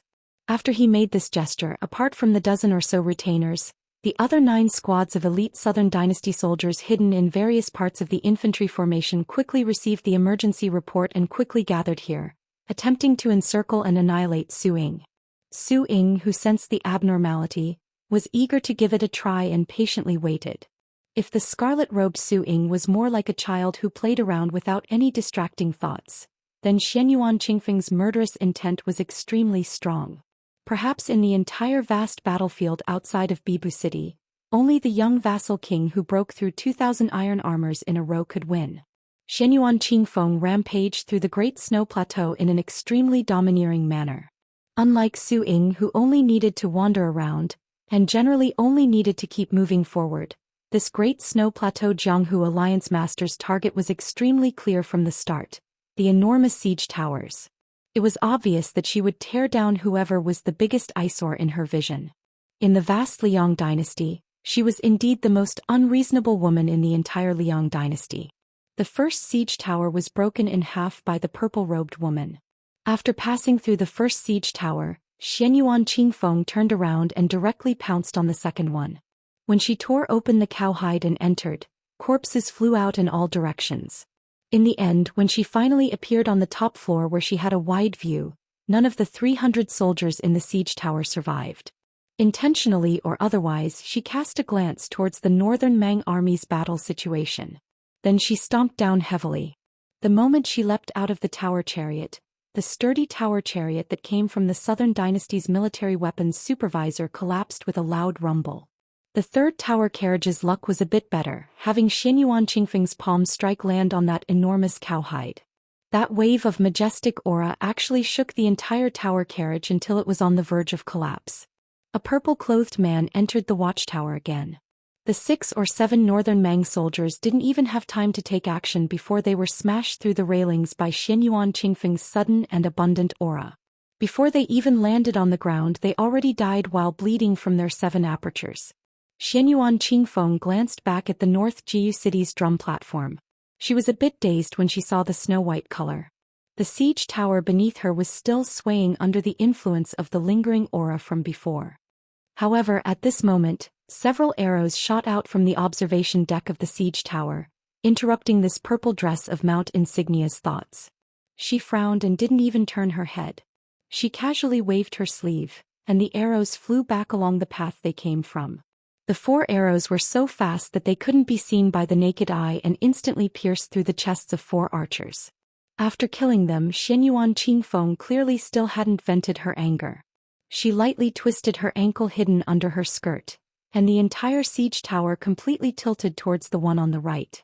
Xianyuan Qingfeng no longer paid any attention to the 2 tragic siege towers that had crashed into each other, because she discovered that northern Mang's side finally couldn't hold back anymore. Apart from 2 groups of powerful and well-armored elite cavalry that rushed to the left and right flanks to attack the groom, Lu Huang, Wei Miao and Chai Qingshan, the 4 grandmasters of the Central Plains, the movements at the center of the army weren't small either. Moreover, their targets included Xianyuan Qingfeng. Apart from the cavalry that numbered around 1,000, after leaving their original encampment, they charged towards the south through the gaps between the 2 paced corridors. There was also a group of black-clothed figures that didn't wear armor, only carrying blades and crossbows. Their movements were concealed and they didn't appear on the 2 wide corridors. Instead, they lowered their heads and bent their waists as they quickly advanced through the narrow gaps between the paced corridors. There were also figures that originally came from the rear of northern Mang's army. They had all sorts of weapons in their hands and their attire was also greatly different. They didn't carry any of northern Mang's border army's standard equipment, so they should be northern Mang Jianghu experts who had mobilized in full force and then been recruited by the northern Mang imperial court into the southern expedition army. In the past few years, the grandmasters who could do whatever they wanted in the Jianghu of Beimang all ended up rather miserable, especially in the large-scale invasion of the Beiliang frontier army. The Daoist sect, chess and sword music school, Tibbing Mountain and Princess Tomb were all severely damaged, especially Princess Tomb and Tibbing Mountain.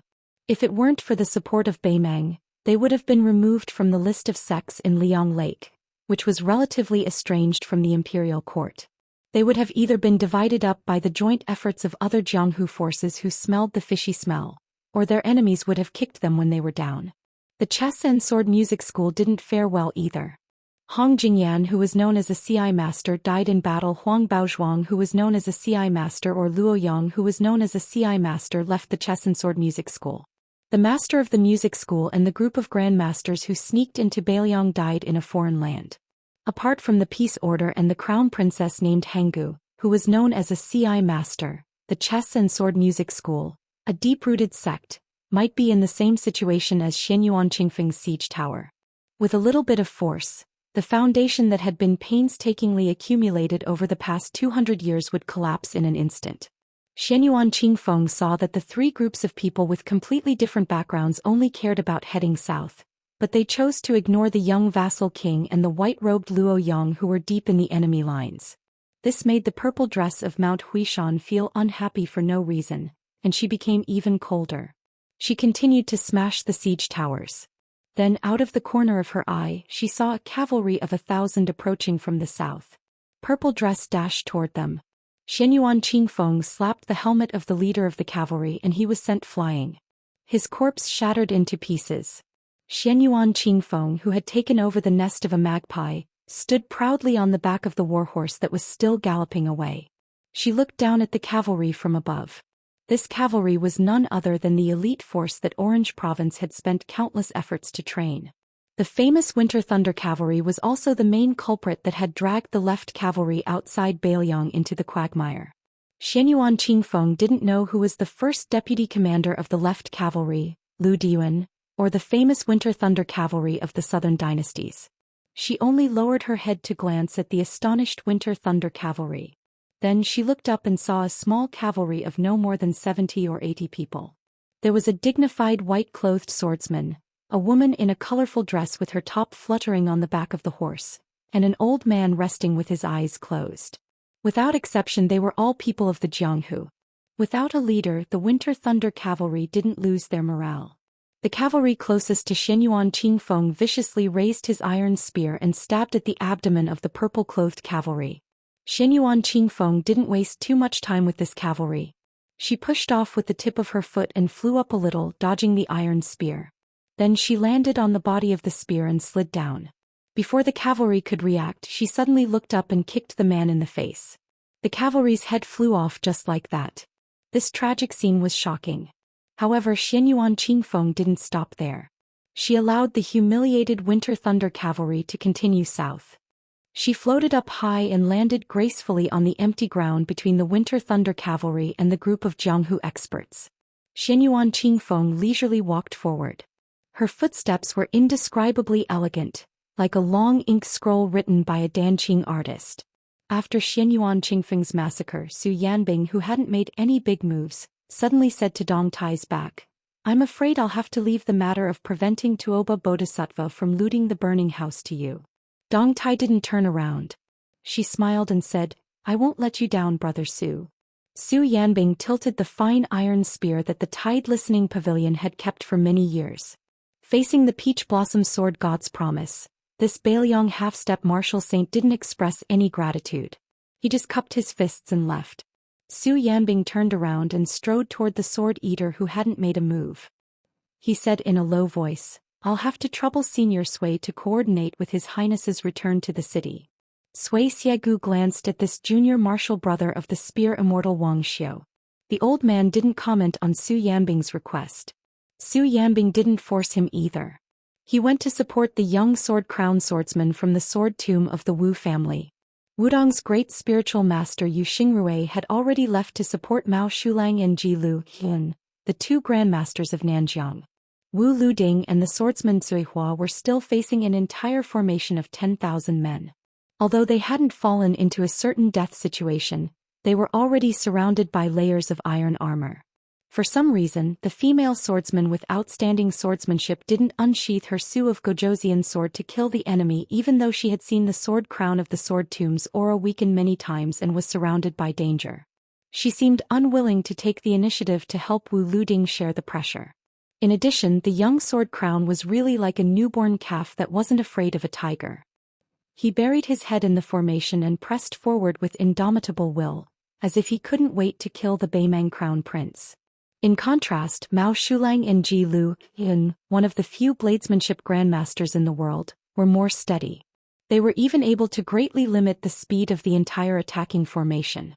The reason why Yu Xingrui, the master of the current Wudong sect leader Li Yufu, chose to support Mao Shulang and Ji Lu, and was reasonable. Firstly, it could greatly impede the Beimang's attack. Secondly, the young sword crown was too rash and radical. Yu Xingrui couldn't stop him even if he wanted to. After all, Yu Xingrui had long heard of the unreasonable rules of the withered swordsman of the sword tomb of the Wu family. Even if he was a kind elder and a martial arts senior, even if he had compassion in his heart, it would be very troublesome if he really helped. He was afraid that not only would he not be able to help, but he would also be superfluous. Chapter 1996. In the formation, the young sword crown from the sword tomb of the Wu family had his vision blurred by sweat. He held two sabers that he had casually snatched and had just repelled the dense saber formation of more than 100 Beimang soldiers. For a swordsman like Wu Luding, it didn't matter what kind of weapon he had in his hand. He took the opportunity to gasp for breath, shook his head and lifted his sleeve to wipe his sweat. Looking ahead, the young man grinned. The so-called battle between masters was a battle of qi, which was the truth of martial arts. However, that was under the situation where both sides were evenly matched and there was no room for the slightest difference. But when it came to fighting on the battlefield, there was no such thing. For example, no matter how closely the Beimang soldiers and archers connected their attacks, there was no way that the young sword crown did not have a chance to breathe. However, this did not mean that Wu Luding had become a legendary enemy on the battlefield. This was because the depth of a martial arts master's qi was ultimately fixed. Not to mention the earth immortals, even the celestial state masters who could resonate with heaven and earth did not have an inexhaustible qi. Every time they breathed, it was just a reaccumulation of power. The speed of the qi in the body was definitely much faster than the speed of replenishment. Especially compared to Wang Xianji, Tuoba Bodhisattva or Shenyuan Pan, the ancestor of Mount Hui, who were pure martial artists, whether swordsmen focused on sword intent or swordsmanship. Regardless of whether they had reached the first level, their physique was inevitably not as strong as the former. Therefore, in the 500 years of Jianghu, the people who advanced the fastest were usually the gifted swordsmen. Previously there was Li Chungang, the spring and autumn sword armor, and now there was Qin Tianyuan, the banished immortal of Taibai sword sect. On the other hand, although Wang Xianji, Shenyuan Pan, and the others had great achievements in the end and their combat strength was even more terrifying, the speed of their martial arts advancement was obviously slower. Since ancient times, there was a saying that there was no enemy on the battlefield. Why was it that only Bailiang's Su Longxiang was expected to break the precedent? Of course, it was not because of how high Su Longxiang's realm was, but because he was born in the Vajra realm. On the battlefield, there was room for a martial Dao grandmaster to breathe again and again. However, as the qi in his body decreased, as long as the army had enough soldiers, the martial Dao grandmaster would naturally be exhausted to death. Of course, the young people of the Wu family, whose talent and constitution were the best among the Wu family's sword tomb, understood this superficial logic. However, he still insisted on breaking the formation alone. Wu Luding bent down at the waist, his back facing that female sword attendant who roamed the Jianghu with him. He released a heavy breath of turbid air, his expression a bit sentimental as he quietly said, "Chihua, I believe that I will never be able to compare to that fella surnamed Su in my entire life. I reckon that he has already slaughtered his way all the way to Northern Mang's great banner. Where am I right now?" The sword attendant Suehua nodded and did not say any comforting words. Wu Luding sighed. "It's really annoying. Do you remember that time in the reed marsh outside Shangfan City? I could defeat 70 or 80 Bailiangs His Royal Highness with one hand."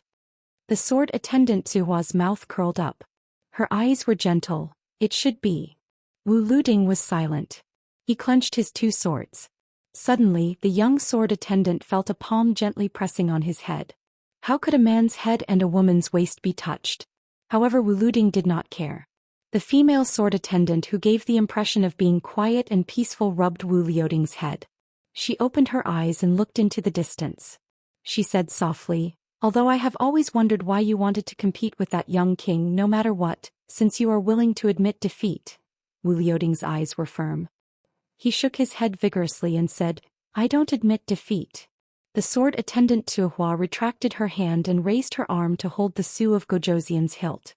"Actually, there is something I have been hiding from you."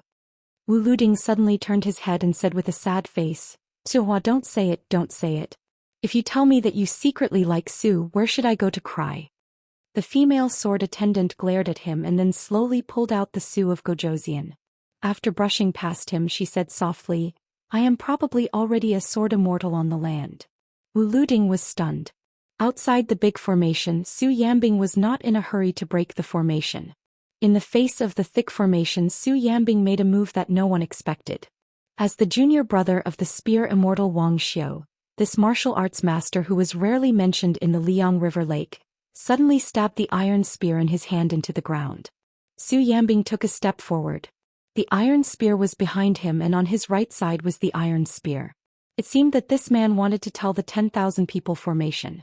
"I Bailiang Su Yambing am here. No one in Beimeng can pass the spear."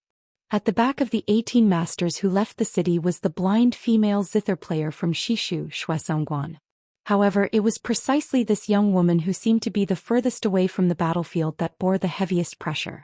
Northern Mang's wave after wave of arrow rain that rained down on North Jailer City were all stopped by her and Qing Baishuang, who had ascended to the great celestial phenomenon realm. It was to the extent that even the 2,000-plus stone catapult cart's boulders, the largest among them, were all shattered in midair by this female zithermaster who was merely at the finger-profound realm. The huge stones thrown by those large catapults driven by hundreds of people were like thunder. They were invincible and could sink 7 feet into the ground. His arrogance was extinguished by a woman with a slender waist and a delicate body, just like the spring wind and rain. Shui Songwan had already changed to sitting cross-legged. The zither was placed on her legs. 4 strings had been broken. The first string was broken by her. The next 3 strings were broken by Jia Bai and Fan respectively. The blind female zither player lowered her head. Her fingers were trembling slightly. There were drops of scarlet blood dripping from the body of the zither. She knew that her sacrifice was worth it. Although she was born an assassin and did not know much about war, before the siege infantry arrived, every wave of arrows that Beimang threw out to help the infantry suppress the city was equivalent to fewer casualties for the Bailiang frontier army in the North Jebei city. Shui Songwan slowly raised her head and looked with some confusion at the old Confucian who had come to her side. She knew that his surname was Qing Baishuang. He was a scholar of the old Southern Tang and a martial arts master of the southern border. The old man said with an amiable expression, "Miss Shui, you are still young. You don't have to work so hard. Previously you acted too quickly." This old man was worried about disrupting your qi and did not know where to stop you. Now it will be up to this old man to do the work. Miss, it will be up to you to fill in the gaps. How about it? The blind female zither player gently shook her head. She was unusually determined. The old man did not find this strange. He waved his sleeve and smashed the boulders above his head with Howren Qi. At the same time he continued to persuade her with an amiable expression. "Miss Shui, this old man is 2 generations older than you. Allow this old man to take advantage of his seniority and speak some great principles. This old man does not know why you are here and does not know who you are here for. But since this old man is fighting side by side with your little girl, there is no reason for a girl to die first. This is unreasonable and impolite, isn't it?" The woman smiled gracefully. She seemed to have thought of this old man who also liked to speak reason. Some scholars, regardless of age, seemed to be somewhat naive and cute. She still remembered that in the early years Su Su and this old man Zhao had argued. In a fit of anger, Su Su spoke without thinking and asked the old man why he did not die for the country. She did not expect that this old man Zhao would confidently reply to Su Su that scholars should be strategizing for the emperor in the imperial court. That kind of dedication was the right thing to do. Fighting on the battlefield had always been the duty of a martial artist. Death was a worthy death.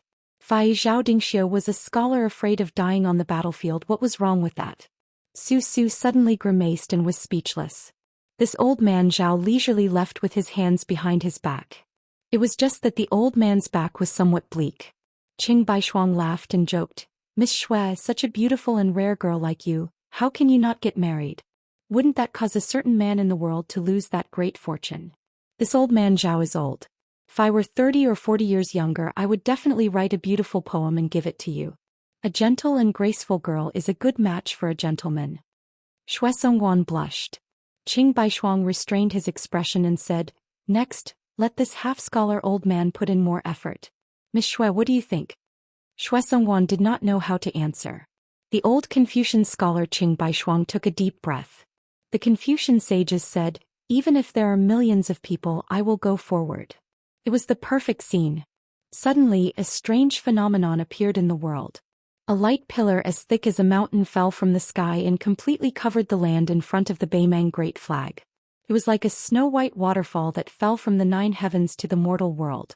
At that moment, Tuoba Bodhisattva finally appeared.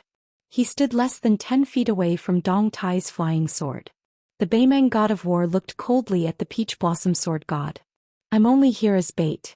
Actually, there's no need for me to kill Su Fingyan. The heavenly Tao will suppress it." Dong Tai's expression was solemn. He looked at the light pillar that continued to strike the ground from the sky. It contained a supreme dignity that did not exist in the mortal world. Dong Tai fell into deep thought. Tuoba Bodhisattva sneered and said, "Dong Tai, why don't we use this opportunity to determine the victor?" Dong Tai slowly retracted his gaze and finally looked at Tuoba Bodhisattva. However, he shook his head and sneered, "It's not my turn." Tuoba Bodhisattva immediately turned around. In front of the great northern Mang banner that was covered in dust, one could vaguely see that a black line seemed to have appeared between the pillar of light and the ground from the distance. Under the suppression of the heavenly Tao, someone straightened his back. Chapter 1997. The Prince of Beimang Yelu Hongkai had cut through the formation of the army and went straight to the heart of the army of 400,000 Beimang. Yelu Hongkai, the crown prince of Beimang, had stopped his horse under the banner and didn't retreat half a step. The future king of the prairie didn't show any fear. Instead, his eyes were burning. It was like watching a fierce beast fall into a carefully arranged trap during the annual autumn hunt. The more it struggled, the more it would make the knights who participated in the hunt feel the pleasure of conquering. The crown prince, who had been mediocre for many years, had always been regarded as a puppet by the nobles of the prairie. They thought that he was just an ordinary person without any talent or strategy. Many of the royal family members who were angry at his incompetence even thought that he had tarnished the noble surname of Yelu. However, it was undeniable that the young man who had inherited 70% of the former emperor's looks and wore the dazzling armor that the former emperor always wore when he was alive. He was indeed like a god of war in golden armor on the battlefield. Yelu Hongkai held an exquisite dagger inlaid with several priceless gems in his right hand and gently tapped the scabbard on his left palm. He looked up and tried to suppress the excitement in his heart. His angular face was slightly stiff. This noble of the prairie who had endured humiliation for many years kept breathing softly.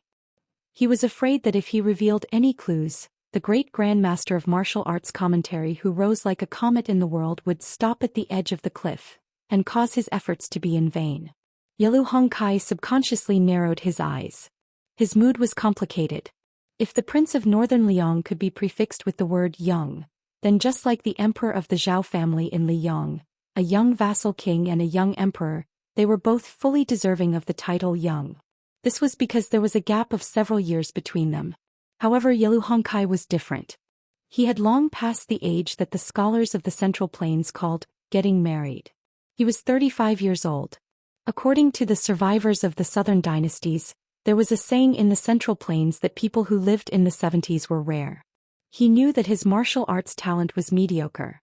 Not to mention the few top grandmasters like Tuoba Bodhisattva Hong Jingyan and Sword Qianjin, even Zhong Tan Li Fingshou and Tuoba Chunsun of the same age were far inferior. Therefore, he had no chance to become a level 2 master and naturally couldn't enjoy the life extension after refining his body. In this way, half of his life was gone. Except for marrying the woman with a prominent background under the emperor's order and becoming a couple with the woman who was extremely boring on and off the bed. He remembered that at that time, most of the young nobles in the Norland were waiting to see him, the crown prince, become a joke. They were waiting for the woman who slept with him to openly keep a gigolo. However, the crown prince's wife, who won the title of 2 words poem in the chess and sword music school, was quite well behaved. She lived in seclusion and rarely went out. She didn't follow the example of those bold and unrestrained noble women who had an ambiguous relationship with eagle-like prairie men. She also didn't go to the western capital of the southern dynasties to hook up with some nobles. Other than that, it seemed that Yelu Hongkai didn't have any other outstanding achievements. As the crown prince of a country, the future leader of millions of cavalry in the grassland, how sad and pitiful it was to live like this. Yelu Hongkai couldn't help but look ferocious.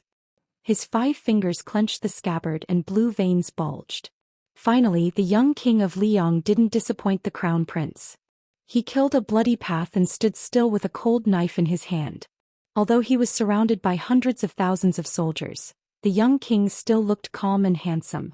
This was probably the so-called handsome and elegant. Yelu Hongkai found that the jealousy in his heart was so strong. It was like the withered grass in the vast grassland at the end of autumn. If you threw a match casually, the grass would burn fiercely and endlessly. Even if he knew that the young man standing a mile away was a person who was going to die, he couldn't suppress this feeling. For no reason, the crown prince of Beimang wanted to drink the famous Bailiang green ant wine. He really wanted to drink it in front of the proud son of Liang heaven. Under the watchful eyes of the crowd, Yelu Hongkai, who was wearing a bright armor, squeezed the horse's belly. The intelligent Fergana horse gently stepped forward a few steps. The man and the horse left the shadow of the big banner. The crown prince of Beimang laughed and said, "What a great king of Bailiang. If you and I didn't meet on the battlefield, I would have held your arm and talked with you." That's why I, Yelu Hongkai, would take out the best horse milk wine in the grassland and drink with you Su Fengyan until we are drunk. Behind the northern Mang crown prince were tens of thousands of heavily armored Qieshue soldiers. When the 2,000 elite guards and cavalry closest to Yelu Hongkai heard these words clearly, most of them revealed strange expressions. They clearly didn't expect this crown prince, whose reputation wasn't good, to be so imposing and majestic. As a result, their gazes towards the back of that golden armored figure retracted a bit of their disdain and contempt. After all, compared to the royal army of the Liang dynasty that was hailed as the son of heaven's heavy armor by successive generations of Zhou monarchs, the grasslands Qieshue army had an even more transcendent status. They all came from the A and B families. Of course, this also had to do with the fact that there were relatively few Chinese in the southern dynasty while there were many large families in the Norland. In the western capital where the remnants of the southern dynasty gathered, as long as one was a descendant of the A and B families, let alone a direct descendant, even a slightly talented and knowledgeable member of a side branch would often be able to secure a place. There was no lack of people who came from the C's and D's families to serve as important officials in the western capital. The reason why the old minister Yelu Hongkai, whose name sounded similar to the northern Mang crown princes, was still able to stand tall even after the empress seized the throne and ascended to the throne, was because this rotten old man who would be either dozing off or mentally wandering 10,000 li each time he held a meeting grasped the hearts of almost half of the Qieshue army. Murong Baoding, who was known as the #1 relative of the empress, was supposed to be in charge of the Aquarius prefecture, which was an important source of food and war horses. However, in the end he could only go to the Orange prefecture, which was ranked the lowest among the 13 prefectures. Undoubtedly it was Yelu Hongkai and a large group of Qieshue who secretly exerted force.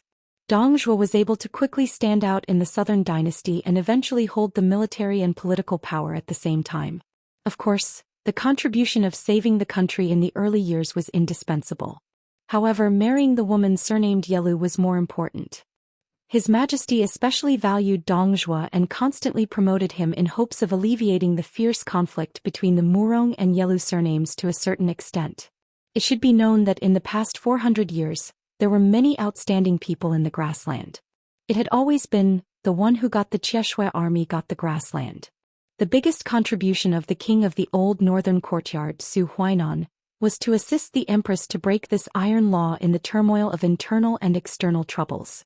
He helped the empress, who was not a legitimate woman, not only to successfully sit on the dragon throne, but also to unexpectedly sit on the dragon throne. In the face of the bold words of the crown prince of Beimang, the young king of Beiliang, who was standing on the edge of the open space, was indifferent. He did not say any words of appreciation, nor did he take advantage of the situation to rush forward. He was always 1 mile away from Yelu Hongkai. Obviously he had already broken through 2,000 Beimang armor, but when no one stopped him he chose to not move. This made the Beimang infantry behind the young king and the Qieshue army behind the crown prince of Beimang puzzled. Could it be that he had finally reached the point where he was an arrow at the end of its flight? Yelu Hongkai did not continue to urge his horse forward. He just raised the dagger that was passed down from the founding emperor of Beimang and pointed it at his own neck. He laughed loudly and asked, "Su Fengyan, do you have the ability to take my head away?" Chapter 1998. In today's world, how many people could ask a martial arts evaluation grandmaster if he could take his own head at such a close distance? As a result, the soldiers around that extremely daring northern Mang crown prince, regardless of whether it was the infantry or cavalry, when they heard these words, they immediately felt their blood boil. They really wanted to charge at that arrogant northern Liang king. It was a pity that the new Prince Liang was still unmoved, as if he wanted to retreat from the battle. Yelu Hongkai, who was sitting high on the horse's back, smirked. Within the orderly northern Mang army, this 1 li wide open space stood out abruptly and conspicuously. This was especially the case when it happened to be in front of the northern Mang Great Banner. Even a blind person would know that there were hidden mysteries. He believed that with Su Fengyan's ambitious and ruthless nature and cultivation as a martial scholar, as long as he didn't lose his mind or become extremely conceited, he definitely wouldn't recklessly take risks. Yelu Hongkai also didn't feel that a few words of provocation would be enough to successfully lure Su Fengyan, the backbone of northern Liang's 300,000 cavalry, into a trap. However, there were some things that some people had no choice but to do. It was very simple. Yalu Hongkai knew why he was suddenly able to govern the country. Why was he able to control 400,000 troops in one night and lead them south to attack Beiming City? Could it be that Her Majesty, who had been cold-blooded all her life, suddenly became merciful and decided to hand over the grassland to him, using the merit of Beiming City to pave the way for her only remaining flesh and blood? Of course not. She never cared about the fact that even a vicious tiger wouldn't eat its own cubs. On the contrary, the reason why she supported him to the position of commander-in-chief of the southern expedition was because she wanted to use him as the world's biggest bait. She wanted to use 400,000 troops to force the young man named Su Xiao to come out of the city. At the same time, she wanted to make Su Xiao's eldest son feel that there was hope to capture the king first to capture the bandits. Therefore, as the crown prince and the commander-in-chief of the southern expedition, in the end he only had Deng Mao by his side to protect him. Tuoba Bodhisattva, Murong Baoding, Zhong Shintong, Zhong Liang, Li Mibi, and the others were the few martial arts grandmasters left on the grassland. Yalu Hongkai could only order them to attack the city, but there was no way he could make them stay by his side and form an iron bucket formation. Otherwise, how could he be a qualified bait? Taking a step back, Yalu Hongkai didn't think that Beimang's 400,000-strong army would collapse if he died. He believed that with His Majesty the Emperor's methods and the arrangement of the peace decree, even if 10 Yalu Hongkais died outside Jebei City, the siege of the city would not be delayed. Speaking of which, while his relationship with the Emperor as mother and son was thin, there was still some left. For example, he had at least learned of the shocking plan last night, and he also felt that his victory was within his grasp. At this moment, Yalu Hongkai was too lazy to look at the cautious young lord. Instead, he looked up at Jebei City in the distance and clicked his tongue in wonder. He didn't expect that so many grandmasters from the Central Plains would rush to the battlefield outside Liangzhou Pass. Otherwise, the grassland army would have already begun to climb the city. But this was also a good thing, a very good thing. Nearly 20 of the top martial arts grandmasters from the Central Plains died one after another outside Jebei City under the crushing of his own cavalry. This unprecedented achievement would be recorded on Yalu Hongkai's head. The Sword Emperor of West Shu died under the hooves of the Su family's cavalry. Although he died, it was a glorious death.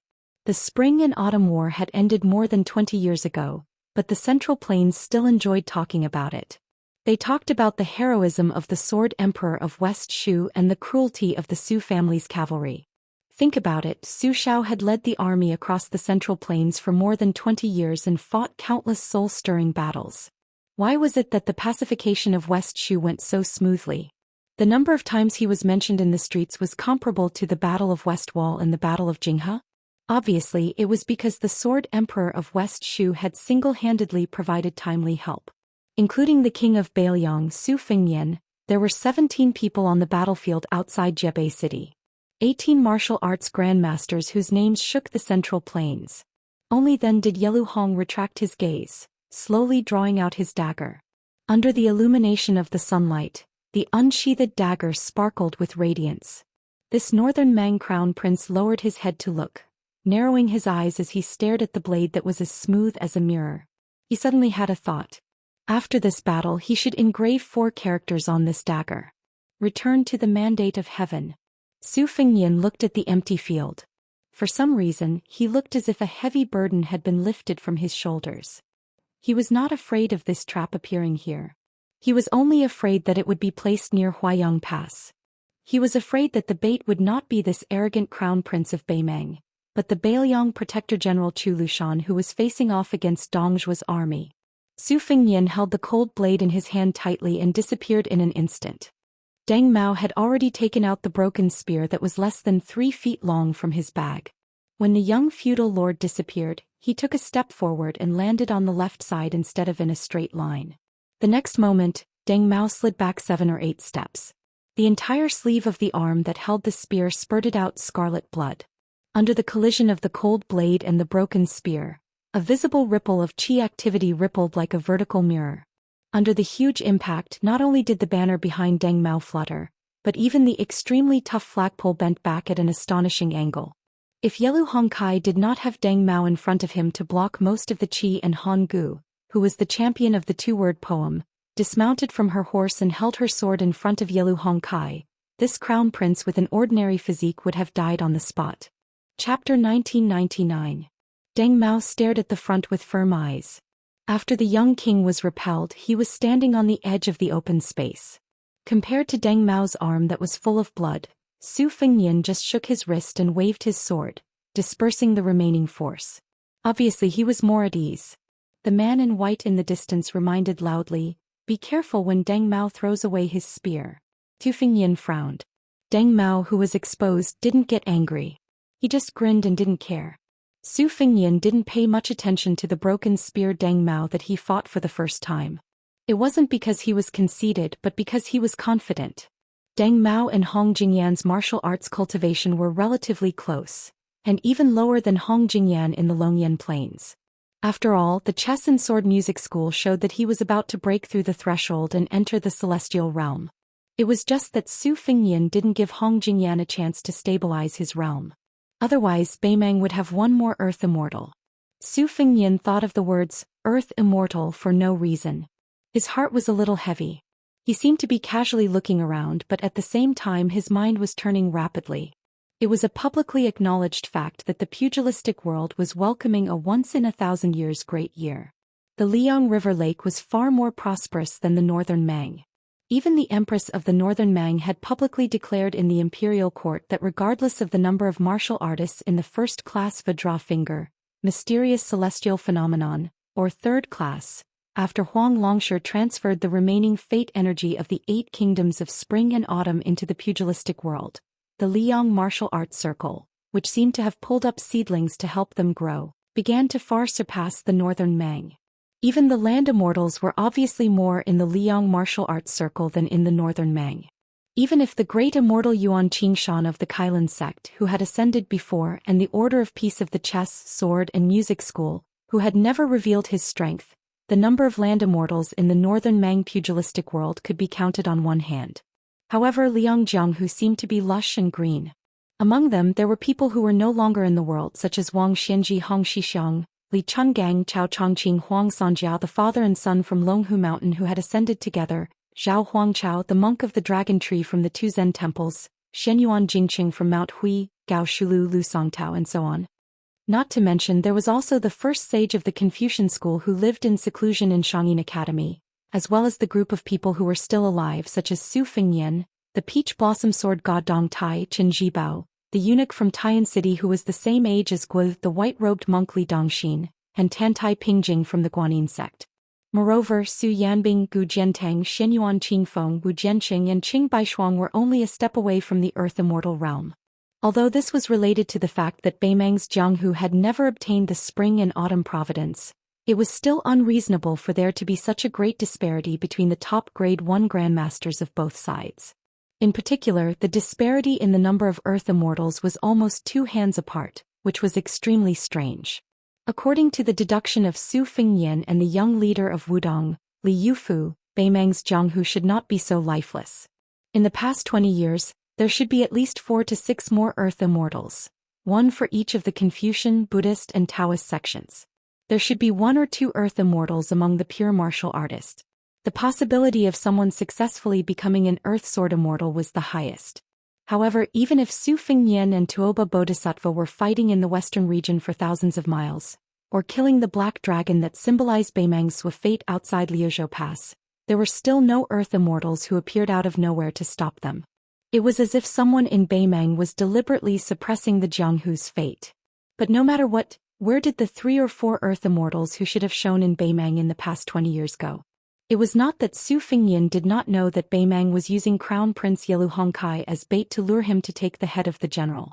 In fact, Su Fengnian did not have much interest in killing Yelu Hongkai. If the old woman died of illness or a sudden death, then Yelu Hongkai's existence would not change Beimeng's chaotic situation. On the contrary, it would worsen the internal strife. At the very least, his appearance would become a stumbling block in front of Yelu Hongkai and Yelu Dongchuang.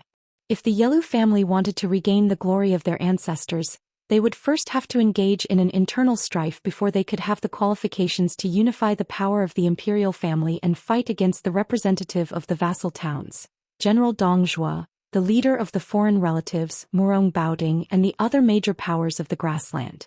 Moreover, Yelu Hongkai had secretly probed Mount Qingliang through the famous princess of the grassland. Therefore, Su Fengnian did not bat an eyelid when faced with Yelu Hongkai's provocation. Su Fengnian was sure that there was a trap at his feet, which was why he dashed forward. Su Fengnian did not move forward in a straight line. Instead, he moved in an arc to where Deng Mao was blocking the way. The degree of danger of this trap was directly related to how highly the crown prince of Beimang was regarded by Su Fengnian. This also required Su Fengnian to weigh the pros and cons. In the end, the one Su Fengnian really wanted to kill was Tuoba Bodhisattva. The current Tuoba Bodhisattva had the invincible in the human realm, that was close to the peak of Wang Xinji's martial arts. What did this mean? It meant that unless two martial arts grandmasters joined hands, they could barely stop the person Tuoba Bodhisattva wanted to kill. The reason why Su Fengnian did not go to Dunhuang and why Huyan Daguan stopped him from rushing to Beimang was very simple. It was because of Tuoba Bodhisattva. Now, in the situation before Su Fengnian, there were two things that must be done. North rejecting city could not be lost. Even if Tuoba Bodhisattva was not killed, he could not continue to have that state. As for Yelu Hongkai and the others, they were not even worth mentioning. Chapter 2000. To lead those Grand Masters of the Central Plains on a 1,000-mile raid to assassinate the old woman in Beimang, not to mention whether those Grand Masters were willing to do so. In fact, it was absolutely impossible. On one hand, at that time, the principal of the chess and sword music school, Shao Nian of the Princess Grave Tai Mu Dyer, and a large group of Beimang grandmasters infiltrated the border of Yuzhou province, but they were all intercepted and killed. With Tuoba Bodhisattva's unblemished celestial being realm, the imposing manner of the 18 people gathered together was like a candle in a house in the dark night. Beimang could very well wait for the rabbit to come out of a tree stump and wait for the rabbit to come out of the tree stump. With Tuoba Bodhisattva leading a large group of Wu Dao grandmasters as the vanguard, they might not even be able to reach Xijing by then. Only Su Fengnian and Dong Tai would be able to retreat. More importantly, on the other hand, with 400,000 Beimang soldiers bearing down on the border and the loss of Beiqing, the Beiliang cavalry was like a rootless tree without a source. Beiliang had lost its last gate outside the border. Not only the three provinces of Beiliang, but also the entire northwestern border of the Central Plains was in a perilous situation. Even if Su Fengnian and those grandmasters managed to get through the heavy encirclement of Tuoba Bodhisattva and Beimang's iron cavalry, how could they accurately locate the old woman of Beimang who had chosen to hide her identity? One had to know that not only was she not an earth immortal, she was not even a first-stage martial artist. As a result, Su Fengnian was unable to determine her location based on the qi of a martial artist. On the other hand, the young king Su Fengnian had no way to retreat from North Jebei City, which must not be lost. Su Fengnian could not retreat. The remaining 17 grandmasters were unwilling to retreat. Only then did Su Fengnian and North rejecting city win the current situation with great difficulty. In the martial emperor city, Huang Groom's building, Wei Miao of the southern Zhao, and Chai Qingshan of the eastern Yu Sword Pool. They risked their lives to stop the cavalry on the two wings of Beimang from shooting at the top of the city walls. Wu Luding and sword maid Cui Hua of the Wu family's sword tomb, as well as Su Yambing behind them. Mao Shulang and Ji Lu, and of the Dragon Palace from the southern border, as well as Yu Xingrui, the Daoist master of the Wudong sect. These two groups of people defended their position to the death in order to delay the Beimang's besieging troops as much as possible. At the rear, Qing Baishuang and Xue Songguan were doing their best to stop the Beimang archers and the 2,000 catapults from attacking Beimang city. Beimang did not lack war horses or cavalry. They were known as the best cavalry archers in the world. They only lacked infantry that were good at sieges. The grandmasters of the Central Plains behind Su Fengnian and the white dress Luo Yang were actually doing the same thing, which was to exchange their lives for the greatest loss of the Beimang infantry. Obviously, Beimang was also aware of this, so they quickly mobilized Murong Baoding and Zhong Liang's private cavalry, as well as the elite cavalry and the spiderweb men of sacrifice, as well as the Beimang Jianghu forces that had decisively turned out in full force. They were using our entire Beimang Jianghu to exchange for your dozen people's Jianghu. If Beimang's Jianghu is still not enough, then we'll add in our grassland cavalry. Many Beimang officers and soldiers recognized the identity of the white dress, and they all had complicated feelings. After all, this Grandmaster was known as the #1 devil path person in Beimang.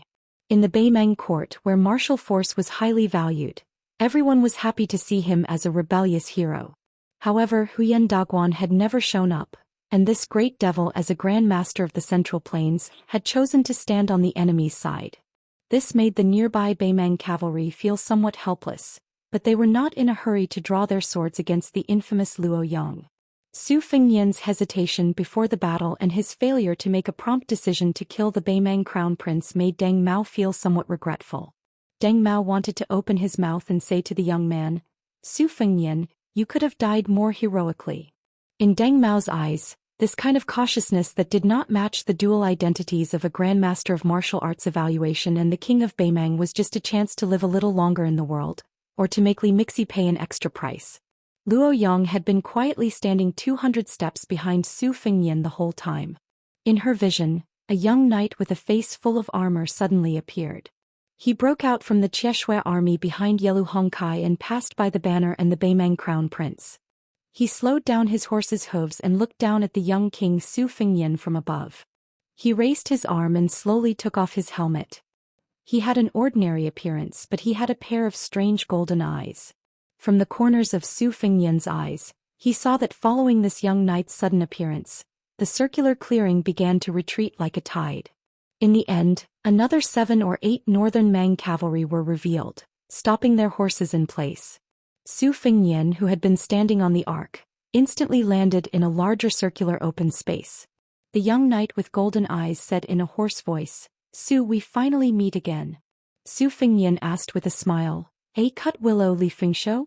The young knight pulled up the corners of his mouth and said with a sinister smile, "Good eyesight." In the hinterland of the Central Plains, this genius swordsman nicknamed A Cut Willow, together with Spiderweb's leader Old Moth and Beimang's relative Murong Longshui, chased after Miss Hehe. The other two successfully escaped. Only Li Fengsho was cut in half at the waist by Su Fengnian, who was still His Royal Highness at the time. According to reason, he should have already died to the point where he couldn't be more dead. This young knight, who was rumored to be Li Mibi's illegitimate son, stared at the young king. "Your Li Yang's Great Peace City has a great formation that is specially used to deal with Earth Immortals. Our Great Mang is a dynasty built on horseback. Since this is the case, I believe that you, Su Fengnian, have also realized that after you entered the Earth Immortal realm, Beimang had no choice but to create this seemingly unremarkable secret formation to deal with you. However, I am very curious. Why aren't you running? Are you waiting for death?"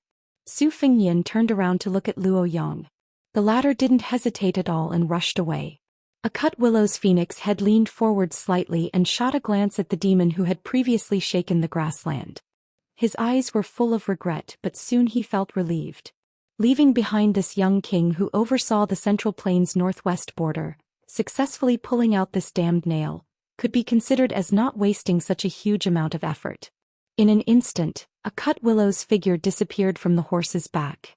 At the same time, those knights who didn't have any strange chi fluctuations at all, as if they were possessed by celestial beings, dazzling snow-white light shone from their 7 apertures and the iron armor on their bodies. In the next moment, Su Fengnian crossed his cold blade in front of him. Beimang's cut willow's phoenix head was actually holding the young king's war blade with one hand behind his back and the other hand's 5 fingers behind his back. Li Fengsho, who was at most in the Finger Xian realm for the first time, revealed his strength at this moment, absolutely not inferior to an Earth Immortal. With Su Fengnian and Li Fengsho as the center, 12 Beimang knights who were blooming with white flowing light had already abandoned their horses and stood in a big arc. One of them was standing right in front of Crown Prince Yelu Hongkai. 12 people, 12 celestial beings who had temporarily stepped into the Earth Immortal realm. 12 of them at the same time opened their arms, and the white light connected into a circle, like a snow-white flood dragon entrenched in the human world. Li Fengsho's face was ferocious and proud. His 5 fingers that were holding the cold blade were surrounded by lightning, like an electric dragon swimming around. The young Beimang man's lips moved slightly and spat out 2 words, "Dead." Su Fengnian swept his blade and easily cut off Li Fengsho's head. There was no blood spattering. The corpse fell to the ground like a shriveled skin bag. Then Su Fengnian looked up at the sky. In his vision there was only a dazzling snow-white light. It was like a full moon falling into the human world. Outside the big circle, Li Fengshou appeared beside Yelu Hongkai and Deng Mao. His eyes had returned to normal, but his whole body was covered in wounds. It was a horrible sight. However, this young man simply ignored the wounds on his body and his soul that had been broken together with his body. He only had joy in his eyes. Even if I have no future in martial arts in this life, it's worth it. The sun rose from the East Sea.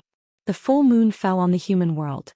Within a day outside the Liangzhou Pass, in less than half an hour, these two spectacular scenes were seen one after another. On the city wall of the North Barricade, countless Bailiang border guards could only watch the light column as thick as a mountain heavily hit the young king's head. Behind the northern Mang Great Army, Yelu Dongchuan and Chun Jubo Tuoba stood side by side on the observation deck of a tower carriage. The former clicked his tongue in wonder and said, "So this is our emperor's trump card?" Toba Chiyun pressed his hands on the rough but sturdy railing and exhaled heavily.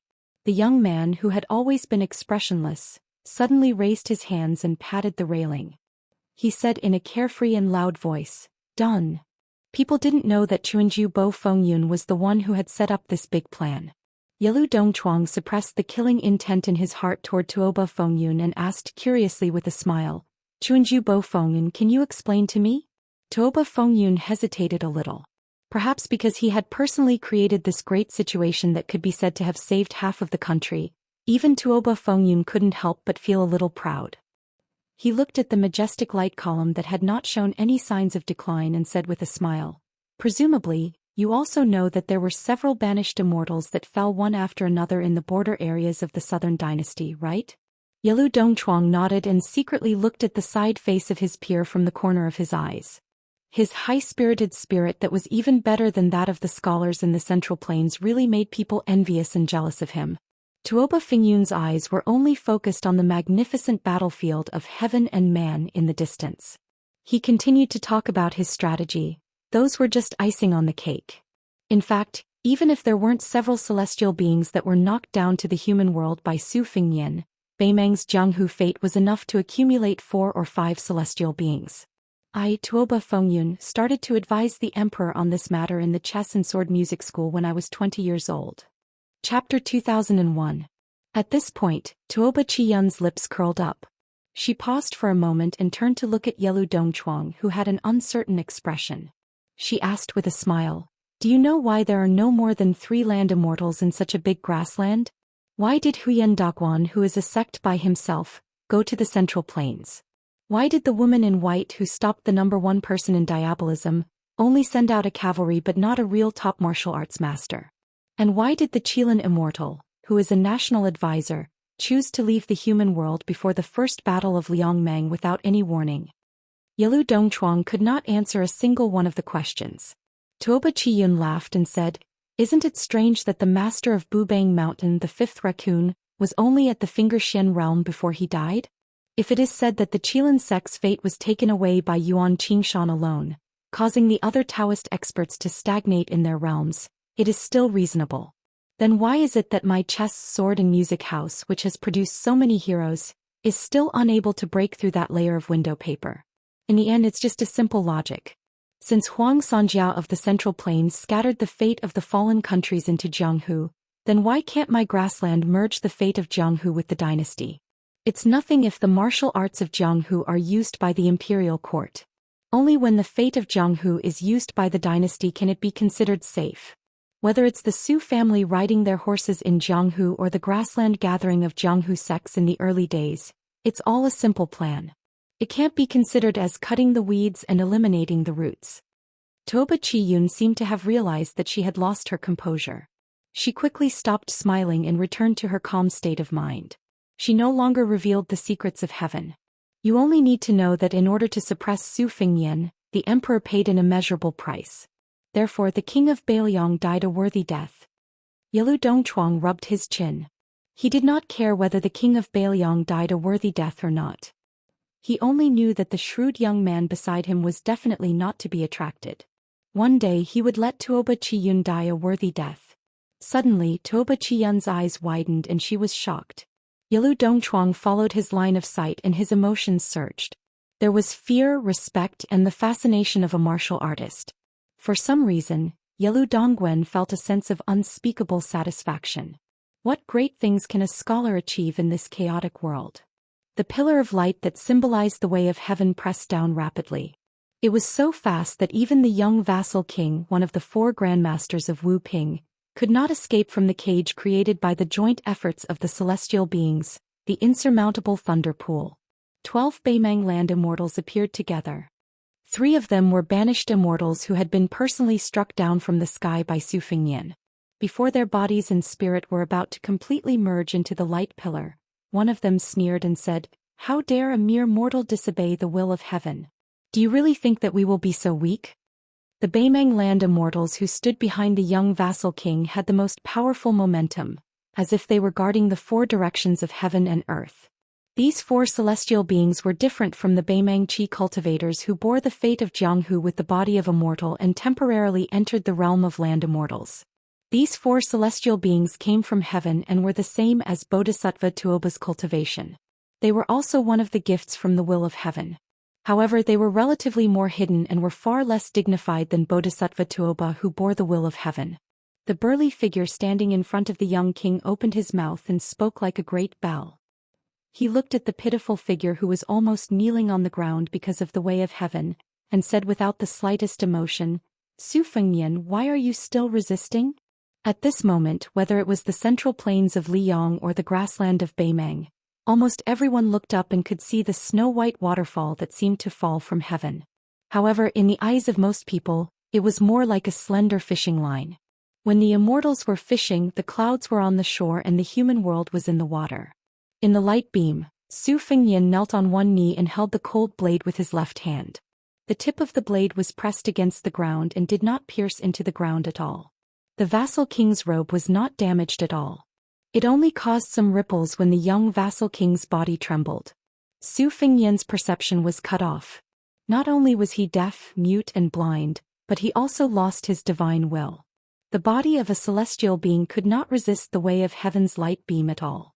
Although it was not completely shattered, it was already showing signs of collapsing. Su Fengnian, who was kneeling on one knee, lowered his head and his arm holding the blade was trembling non-stop.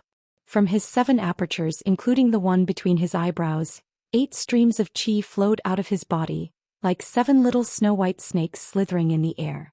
Su Fengnian, who had lost all his senses, subconsciously propped himself up with his saber and pressed his right palm against the ground. He subconsciously propped himself up and tried his best to stand up. It was as if he was carrying a burden and continued to walk with it. The celestial being behind Su Fengnian sneered and said, "Our grassland cavalry broke through the pass and went south to unify the central plains for the first time. This is an established trend. How dare you, Su Fengnian, try to stop the will of heaven by yourself? You're overestimating yourself." The celestial being on Su Fengnian's left crossed his arms and laughed. "I can already see the eagle from the grassland perched on the eaves of the Central Plains Library." The celestial being on Su Fengnian's right shook his head slightly. His silver eyes showed some sarcasm and pity. "With only the power of one place, you can show a power that is more impressive than the power of a country. You've caused so much trouble for our grassland men. You Baoyang are not bad." Chapter 2002. Compared to the northern Mang's secret qi cultivators who had already dissipated in the pillars of light, the figures of the 4 celestials and 3 exiled immortals were much more durable. They seemed to be a little impatient with the young lord's persistence. After looking at each other, the 3 banished immortals nodded and dispersed their bodies and spirits. In this way, the light beam that was already aggressive suddenly became more powerful. The young lord who was kneeling on one knee suddenly felt his shoulders sink a little. Tuoba Qiyun, who was sweating profusely, felt relieved. But this time he couldn't smile anymore and still looked serious. Yelu Dongchuang, who had been looking at Chun Jubo's face, was a little disappointed. He thought that Su Fengnian could at least risk his life to exchange for those immortals from Earth. It would be even better if he could kill Yelu Hongkai in one go. At some point in time, a purple robe rose from the ground in the distance and crashed into the pillar of light. Luo Yang in white tipped her toes and grabbed Xinyuan Qingfeng's shoulder, smashing her to the ground. She said in a low voice, "Don't go. With your fate you can dominate the Jianghu. But against the fate of heaven, it's like hitting a stone with an egg. You'll die in vain." After killing more than 80 Beimang Jianghu experts and piercing through the encirclement of 1,000 cavalry, Xianyuan Qingfeng was obviously badly injured. After falling to the ground, she spat out a mouthful of blood. She ignored Luo Yang's warning. The qi in her body was circulating rapidly and she was about to stand up again. Luo Yang quickly landed beside her and said calmly, "Trust me." Xianyuan Qingfeng gave up attacking the light beam and said coldly, "Don't do things more than 3 times. Now don't stop me from killing that Beimang crown prince." Luo Yang didn't have any intention to stop her this time. She just smiled angrily and said, "You really know how to take advantage of the situation." However, Deng Mao with the broken spear had already bypassed the light beam and appeared in front of the 2 women, blocking the way of the purple dress of Mount Huishan. On the city wall of North Barricade, a drum sound that was heavier and more solemn than the previous drum sounded heavily. Luo Yang also laughed out loud and said, "The winds of Great Qin rise." In the pillar of light, the young man who carried the heavenly axiom on his shoulders seemed to have heard the sound of drums and Qin Empress's words. There was a woman in white who shouted with a sobbing tone after beating the drum, "You're not allowed to die." However, just as the saying goes, Daoist is 1 foot tall while the devil is 10 feet tall. The 4 immortals who were enforcing justice on behalf of the heavens also began to take a step forward, taking the initiative to merge into the pillar of light. Every time each figure took a step forward, the pillar of light would increase in momentum. In the light beam, the cold blade in the young man's right hand was gradually crumbling. His lips moved slightly but no words came out of the light beam. Even he couldn't hear his own voice. But the young king knew what he was talking about. On that snowy night outside Liangzhou Pass, an old man asked his eldest son, who was temporarily acting as a groom, if he could take on the responsibility. The young man nodded. At this moment Su Fengyan slowly straightened his back inch by inch. The words he said to himself before were, "Su Shao, I will definitely do what I promised you. Even if I can't take on the responsibility, I still have to." Every time the immortals took a step forward, every time the pillar of light increased in momentum, even if the young man's body swayed several times, he still stood up in the end. When Su Fengyan finally carried the heavenly axiom on his shoulders and straightened his back, the last remaining immortal stretched out his arm. He didn't dissipate between heaven and earth, but held a dazzling spear and slowly walked towards Su Fengyan. Deng Mao began to charge forward toward Xianyuan Qingfeng. Luo Yang suddenly turned around and moved several meters to the side, crossing her arms in front of her to block the impact of a burly figure. The peach blossom sword god Dong Tai held the Taya sword in his hand and arrived in an instant, sweeping toward the thick pillar of light with his sword horizontally. This sword could be called the pinnacle of the human world. After the burly man punched Luo Yang back, he didn't pursue or block Dong Tai's sword. He said coldly, "It's too late." The pillar of light suddenly disappeared. However, Su Fengyan was also stabbed in the chest by the immortal holding the snow-white spear. The young lord didn't bleed. After the snow-white spear pierced through his body, it revealed an exceptionally dazzling snow-white light.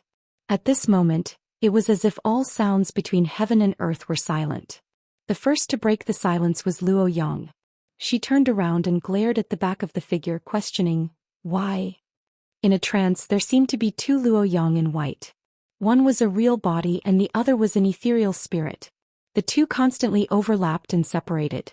It turned out that she had planned to use her spirit to escape from her body. The former was to block Tuoba Bodhisattva's attack while the latter was to block Su Fengyan's attack. She had indeed done so, but she was stopped by Su Fengyan. The young lord with his head lowered raised his arm and held the spear. He said in a hoarse voice, "Women don't meddle in men's business." The immortal's figure finally dissipated and turned into ashes. He looked at Tuoba Bodhisattva, who was expressionless and just nodded gently. The immortal then disappeared with a smile. Su Fengyan twisted his wrist and broke the spear. He slowly turned around and looked directly at Tuoba Bodhisattva. Tuoba Bodhisattva glanced at Dong Tai and then asked the young lord with a smile, "Is the 2 of them enough? If it's not enough, add the 2 of them. I can ask Deng Mao to step down."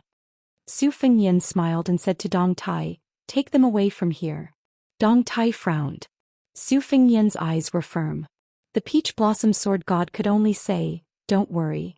Su Fengyan shook his sleeves and said to the Beimang military god, Tuoba Bodhisattva, although I don't know your parents. Then Su Fingyan said the second sentence. But I will beat you until your parents don't recognize you. It seemed that before the voice dissipated, Su Fingyan and Tuoba Bodhisattva's figures had already disappeared. The battle between the two was the peak of the millennium. Chapter 2003. After Su Fingyan and Tuoba Bodhisattva disappeared, Deng Mao felt a little embarrassed. After all, the three people in front of him, Dong Tai, Luo Yang and Shenyuan Qingfeng, were Wu Dao grandmasters who were deeply involved in the Beimang army. Any one of them was enough to make him suffer, especially the peach blossom sword god who had shown his talent in this battle. Deng Mao probably had to suffer more than one jar. Deng Mao was never known for his talent in martial arts. Instead, he was more like a diligent old farmer. Every time he plowed a piece of land, his harvest was earned through hard work. Of course, Deng Mao's so-called ordinary foundation was only compared to those young people who had shown extraordinary talent in Jianghu. For example, Shenyuan Qingfeng, the owner of the Moonless Tower in the Great Snow Plateau, who had occupied 3 of the 13 chiefs of Auspicious Talisman, was now known as the Twin Jade Annals of Jianghu along with the young vassal king. She was so talented and blessed that she was almost not inferior to Su Fingyan, who was already standing at the top of the world. When Su Fingyan asked the Peach Blossom Sword God to escort the 2 women out of the battlefield, Luo Yang was worried, but she did not look reluctant. She was ready to leave with Dong Tai because she knew very well that with the cultivation of Su Fingyan and Tuoba Bodhisattva, only Dong Tai and Huyen Daguan among the millions of martial artists in the world could intervene. Other than them, it was no different from a fool's dream if anyone wanted to help or take advantage of the situation. It could even be said that it was useless to say that even the immortals on earth would be useless. If Luo Yang really wanted to help Su Fingyan, she would leave as far as possible. Otherwise, she would only become a weakness that Tuoba Bodhisattva could use against Su Fingyan. Only Shenyuan Qingfeng looked past the dignified Deng Mao and stared at the Beimang banner. She was ready to make a move as if she did not care whether she would be affected by the battle at the peak of the Beimang army. In this woman's heart, liking someone was very important, but whether the person she liked her or not was not important. In her eyes, there was probably never just a single person's back. In her eyes, there was the heavy snow on the snowfield, the ebb and flow of the Jianghu, the bright moon above the sea, and many people, many things, and many sights. Deng Mao was able to achieve what he had today because of his tenacity. Therefore, this Beimang grandmaster, who was almost at death's door, was fearless even if he had to fight against 3 people alone. His battle intent surged and he advanced instead of retreating. Deng Mao held the broken spear tightly, his clothes fluttering.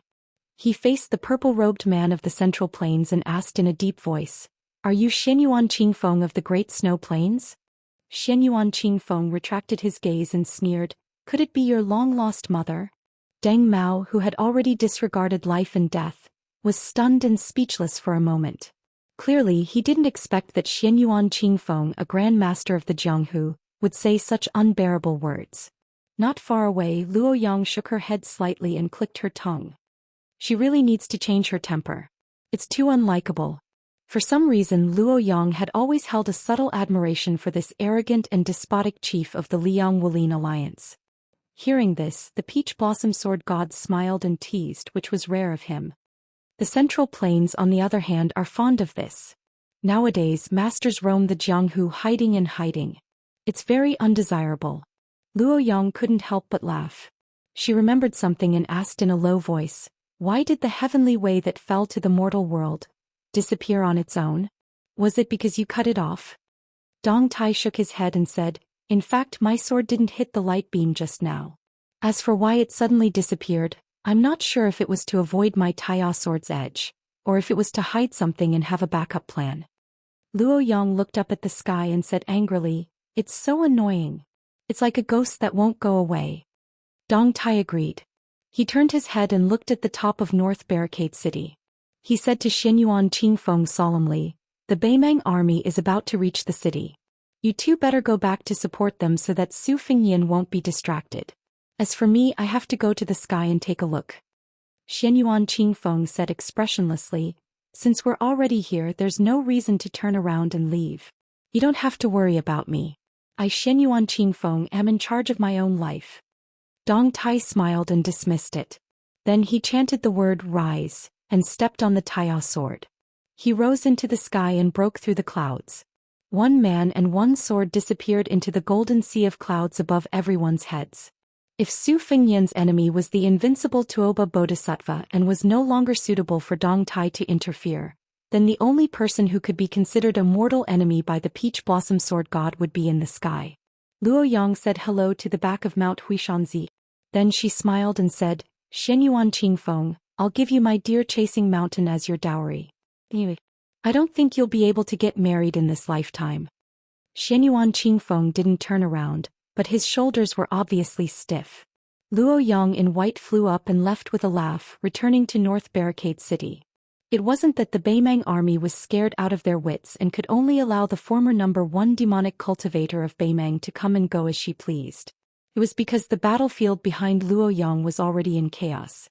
Countless Beimang soldiers were frantically fleeing, and no one could pay attention to her movements. It turned out that back then the northern Mang war god was kicked out by the new King Liang. Even though his tall and sturdy figure didn't fall to the ground, he still slid several dozen zhang away.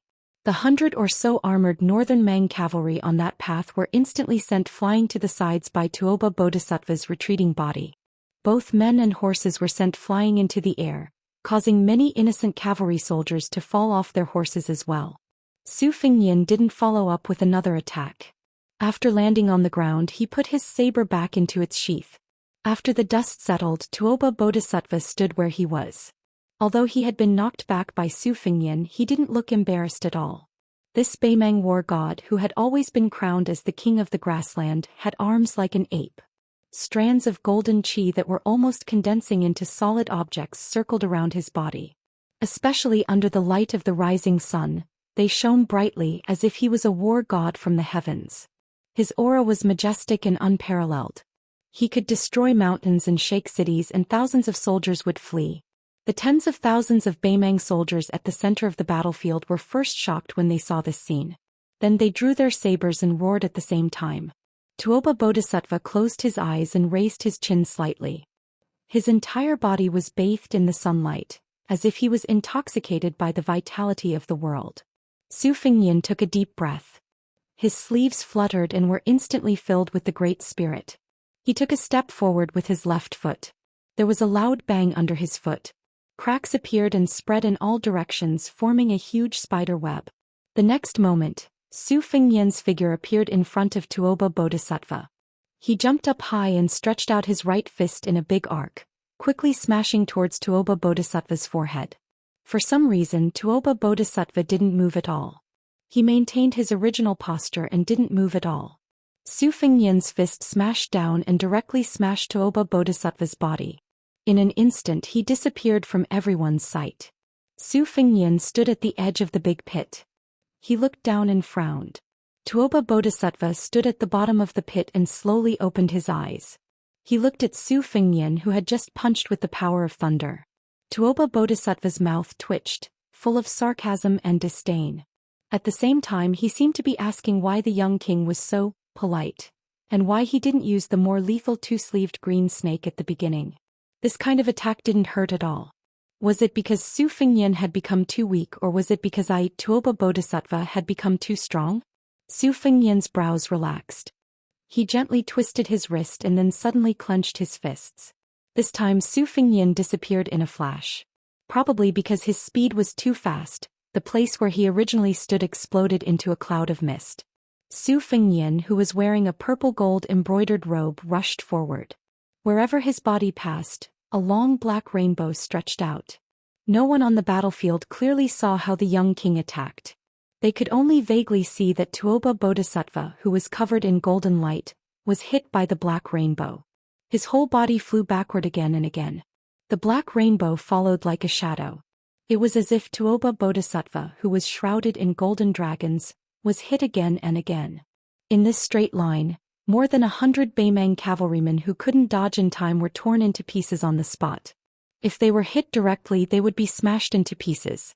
Every time the two grandmasters collided, the violent sound caused by the collision came late and seemed to be extremely delayed. Every punch landed squarely on the body. There were no flashy moves, nor were there any magnificent and shocking ultimate techniques. On the contrary, it was like a rude and unreasonable fight between villagers. They went back and forth and it was very straightforward. However, it was purely because the two sides were Su Fengyan and Tuoba Bodhisattva. It was a Vajra realm against a Vajra realm. With Su Fengyan's current chi dynamic and physique, he could fly at the speed of his sword. However, every time he rushed forward to kill Tuoba Bodhisattva, he would take a step that seemed cumbersome but was actually very mysterious. This was not the Daoist magic of shrinking the ground into an inch, but it was taken from the Grand Peace City's gatekeeper, Master Lu Haosher. At that time, Master Lu Haosher used this move to enter the city from 10 miles away. The starting distance was an inch that an ordinary child could cross in one step. The last step was as long as 1,000 feet. The key was that during this period he could continuously accumulate his power. It was similar to the stacking and stopping that White Fox's face used to scare Tuoba Bodhisattva away. White Fox's face once said that 12 stops could kill a celestial state. Below 16 stops, the celestial's physique was like a piece of white paper. After 18 stops, there would be no land immortals in front of him. Compared to Gu Jiantang, who climbed the Wudong mountain to challenge the Buddhist Vajra Li Dongxin, White Fox's face once said that 12 stops could kill a celestial state. Below 16 stops, the celestial's physique was like a piece of white paper.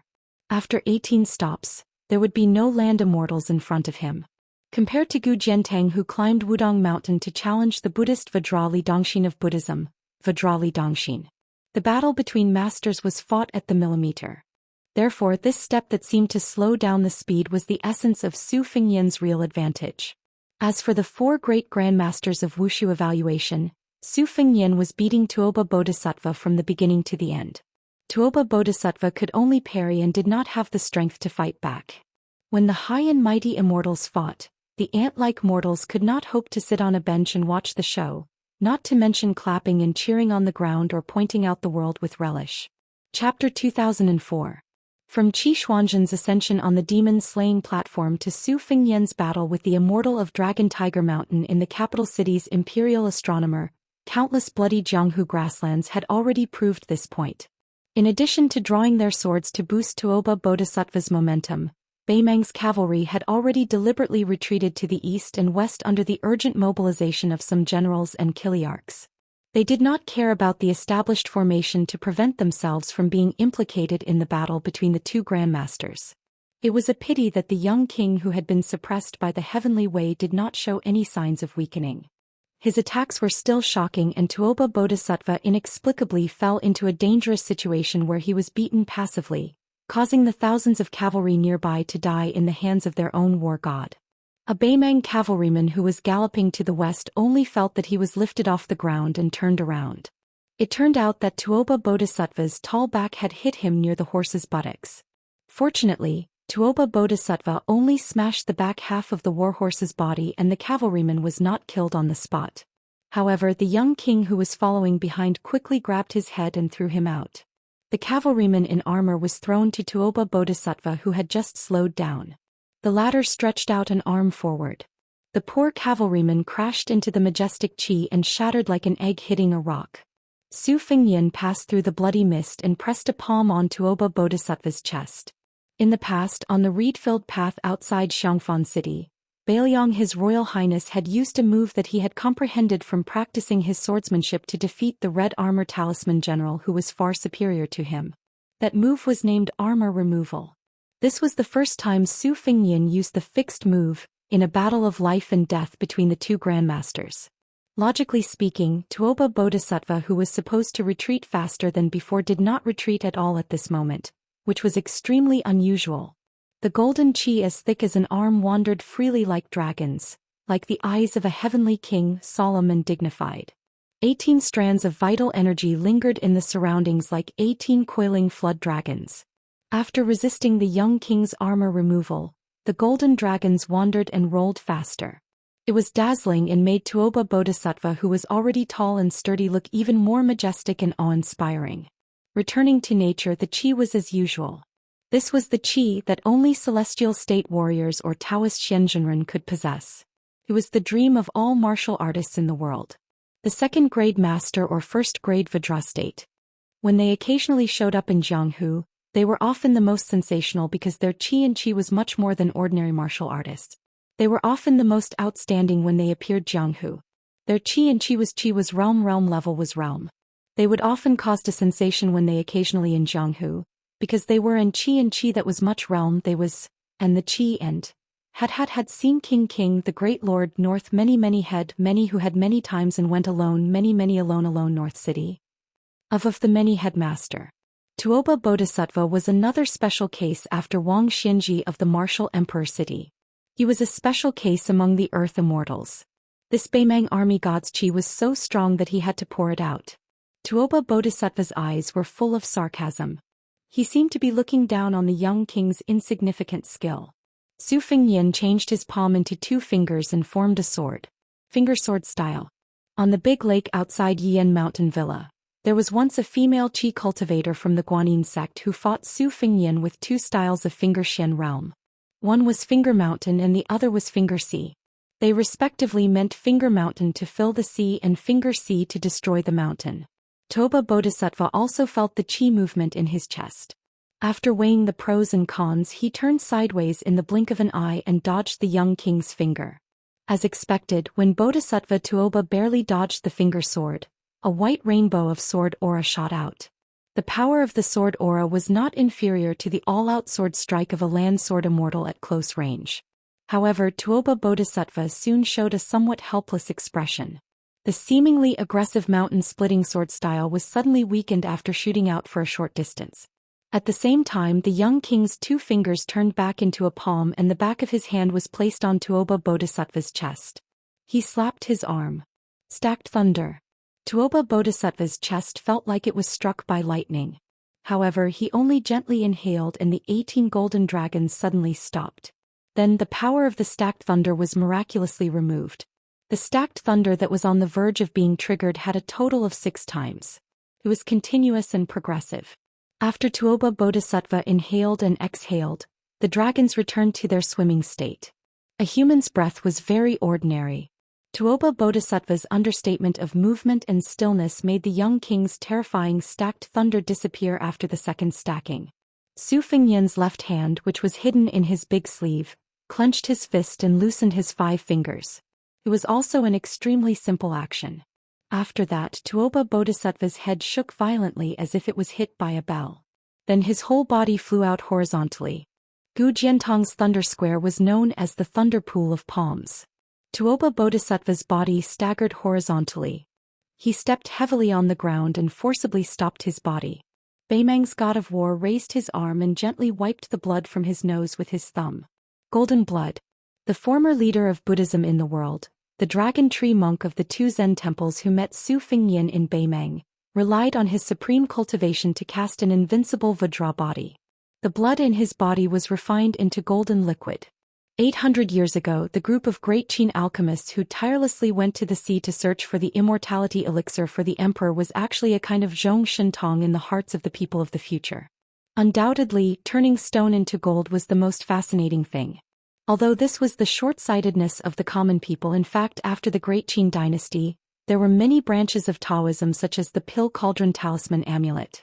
Of course, the Pill Cauldron sect had a deeper meaning. The Pill Cauldron sect mainly focused on the internal and external Jindan.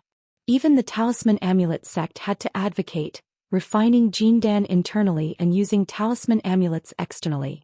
Wudong's patriarch Lu was the master of Taoism's inner elixir study. Wudong's Grand Yellow Hall and Jade Emperor Pavilion of Dragon Tiger Mountain were 2 qi cultivation techniques. The former was regarded as having the magical effect of, once the apertures are enlightened, the golden body. Therefore, Taoism's Midas gold was only 1 step away from Buddhists' invincible golden body. Chapter 2005. Tuoba Bodhisattva looked around. He was curious as to why the young enemy did not continue to suppress him. Could it be that he had realized that it was a fool's dream to completely destroy his qi in one go? Or was he secretly accumulating his power, the real trump card similar to the 18 stops that the white fox face forced him to retreat? No matter what the young king thought, Tuoba Bodhisattva did not care. The realm of martial arts, the physique of a martial artist and the state of mind of martial arts. A tripartite balance. Generally speaking, It was the external physique and the internal state of mind that supported the realm together. Toba Bodhisattva was originally very conceited about his physique. It was the same as pure martial artists like Liang Shenyuan Great Disc. The physique was the real foundation. After the battle with Dong Tai, his state of mind was close to perfection and reached the peak. However, after the battle with Su Fingyan in the Thousand Miles West region, he fell into a situation where his life was hanging by a thread. In the Battle of the Dragon Eye Plain, he was forced to retreat by the White Fox Face with an unprecedented 18 stops. It was one disaster after another. Therefore, even if his physique was far better than before and his realm was high, he was confident that he had won against the other three grandmasters. Although it was a realm of excessive enthusiasm, there was no hidden danger. Then the only regret but not the flaw was his state of mind. The subtlety of the state of mind was that every level had a small perfection of each level. A second-grade master could also achieve a flawless state of mind. For example, Mount Huishan Xinyuan Great Disc and the current Liang Shuolu Spear Saintly Hong Ho were respected as masters in Jianghu. It was recognized that they had great martial arts but little martial virtues. However, in the same realm, these two were undoubtedly the closest to being invincible. The people of the three sects who could enter the first-grade realm mostly had a good state of mind. However, they often had an empty realm, but their combat power was not as good as the pure martial artists in the realm who cultivated their strength and not their mind. The unpredictability of the state of mind was due to the profound difference. Wang Xianji, who had dominated Jianghu for 60 years, claimed to be one of the top 10 martial artists. He could fight against 9 people and was absolutely invincible. This was the state of mind of Wang Xianji that stood above everyone. It made people feel that this God above old man should have ascended early. Why did he bully people in the mortal world? Tuoba Bodhisattva wanted to know how the young king who disappeared had achieved such a state of mind. Therefore he did not fight. He wanted to let Su Fingyan use his life's unique skill. He wanted to use Su Fingyan as the world's best whetstone to sharpen his state of mind. He wanted to let Su Fingyan to show his skills to use Su Fingyan as the world's best sharpening his state. Tuoba Bodhisattva for the first time to speak. To Su Fingyan. Han war atva atto to his to fight. Was to tuto him to warm him to him. To him to face. Su tuto him. Finally, Su Fingyan showed his true form. Hovering in the sky, he lowered his head and replied, "Call you Lord." Tuoba Bodhisattva looked up and sneered, "Is the great king of Bailiang all you can do is talk?" Su Fingyan smiled and squinted his eyes, looking up at the North Rejection City in the south. Here it comes. Dark clouds loomed over the city. In the world, Li Chungang was the most powerful sword user and Su Fingyan was the second most powerful one. The dense and majestic sword rain was the sword tombs scattered all over Yuzhou and River Province after the battle between the Wudong Mountain and the Zhang family. Although many of them were lost during the battle, there were still thousands of them. There were also more than 6,000 ordinary iron swords collected from Bailiang's Huainan and Huainan's Jianghu by the Fish Dragon Gang. In that instant, Northern Mang's 3 10,000-man siege infantry formations all raised their heads to shoot a glance at the same time. They couldn't help but swallow their saliva. Nearly 8,000 flying swords came from the east to the west. Then, like an arc of iron cavalry, they flew from the south to the north in the sky above the North Rejection City, quickly sweeping past this majestic border city.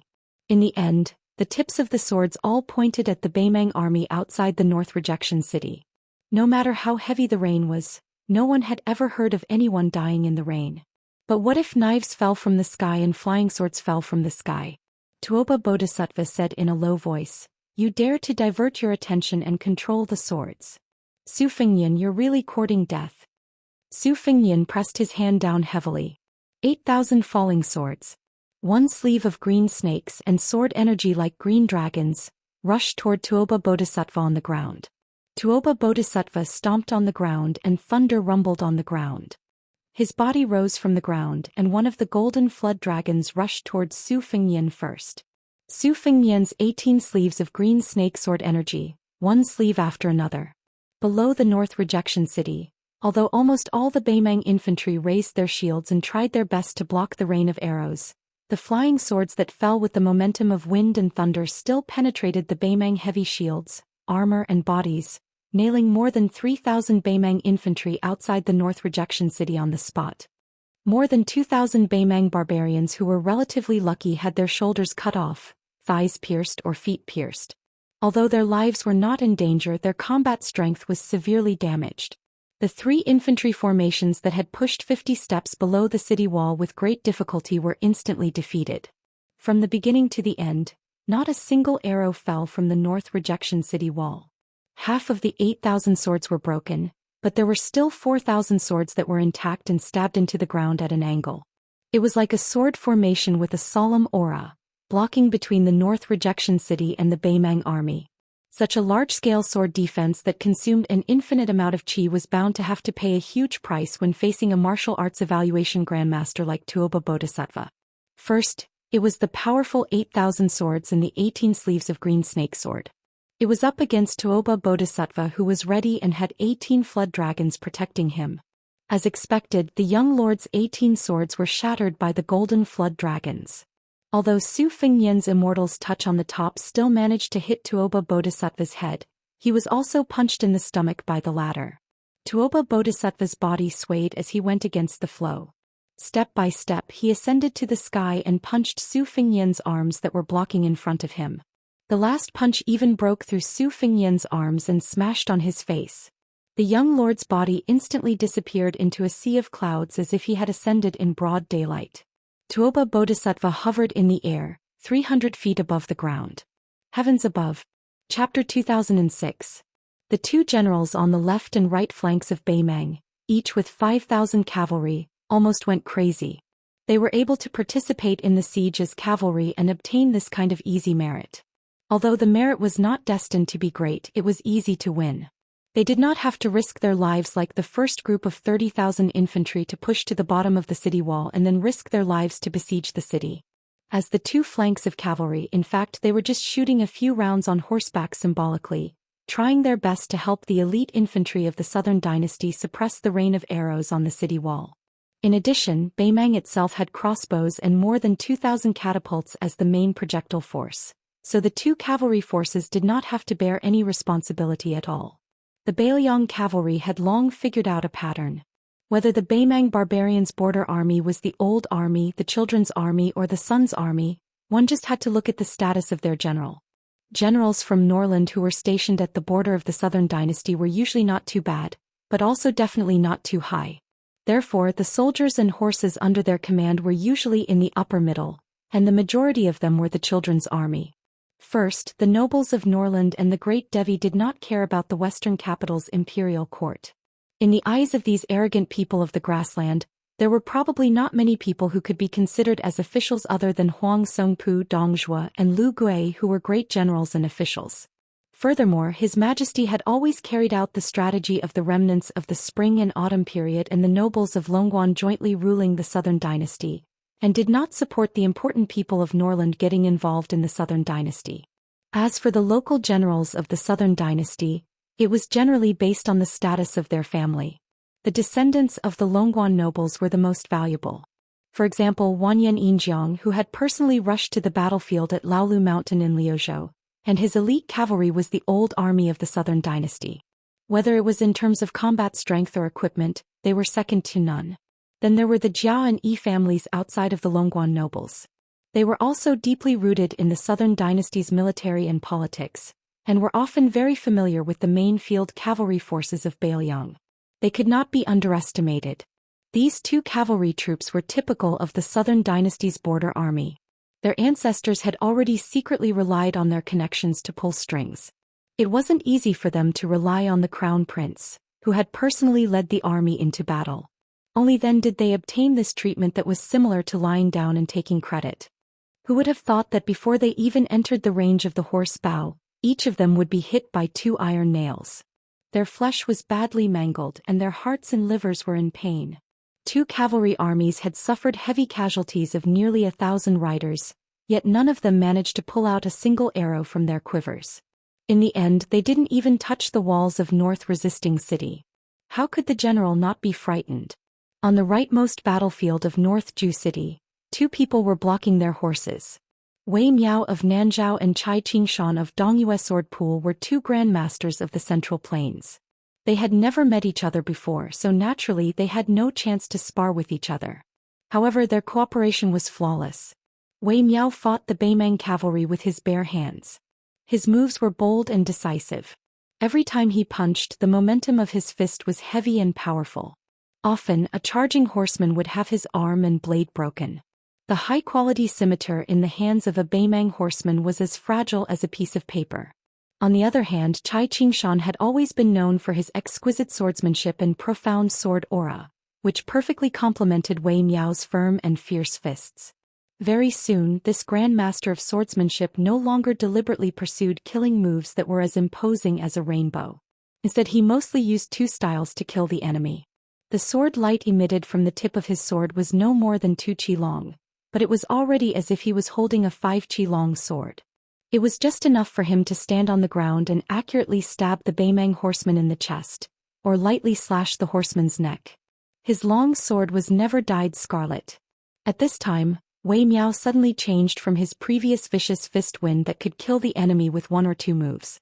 Instead, he began to move in an arc, or perhaps he began to walk in the mud that didn't even reach his knees. His figure quickly moved about, twisting his waist and shaking his armor. Each time he faced the Northern Mang cavalry's warhorses with his shoulder and back, relying on his Vajra physique, he didn't have to worry about the hacking of warblades at all, instantly sending a border army warhorse flying. Because of Wei Miao's hurried footsteps, he was always able to find a gap between several riders. Even though Northern Mang consciously spread out the width of their charge, immediately forming a line of 7, 8, or even more than 10 riders in an attempt to break the stable formation of the two Central Plains Grandmasters, doing their best to not give the two a chance to switch auras. Wei Miao's fast advance, fast retreat, fast attack, and fast retreat still stopped wave after wave of cavalry formation.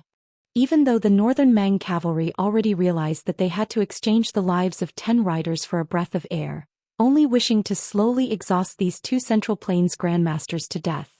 Under this type of dangerous situation, Wei Miao's attacks that only targeted the mounts and not the Northern Mang soldiers began to contain powerful spiraling hidden energy, creating exaggerated and absurd scenes one after another. Many of the Northern Mang warhorses flew in directions that were simply inconceivable. They might fly to the sides, might fly backwards, might even fly upwards at an angle.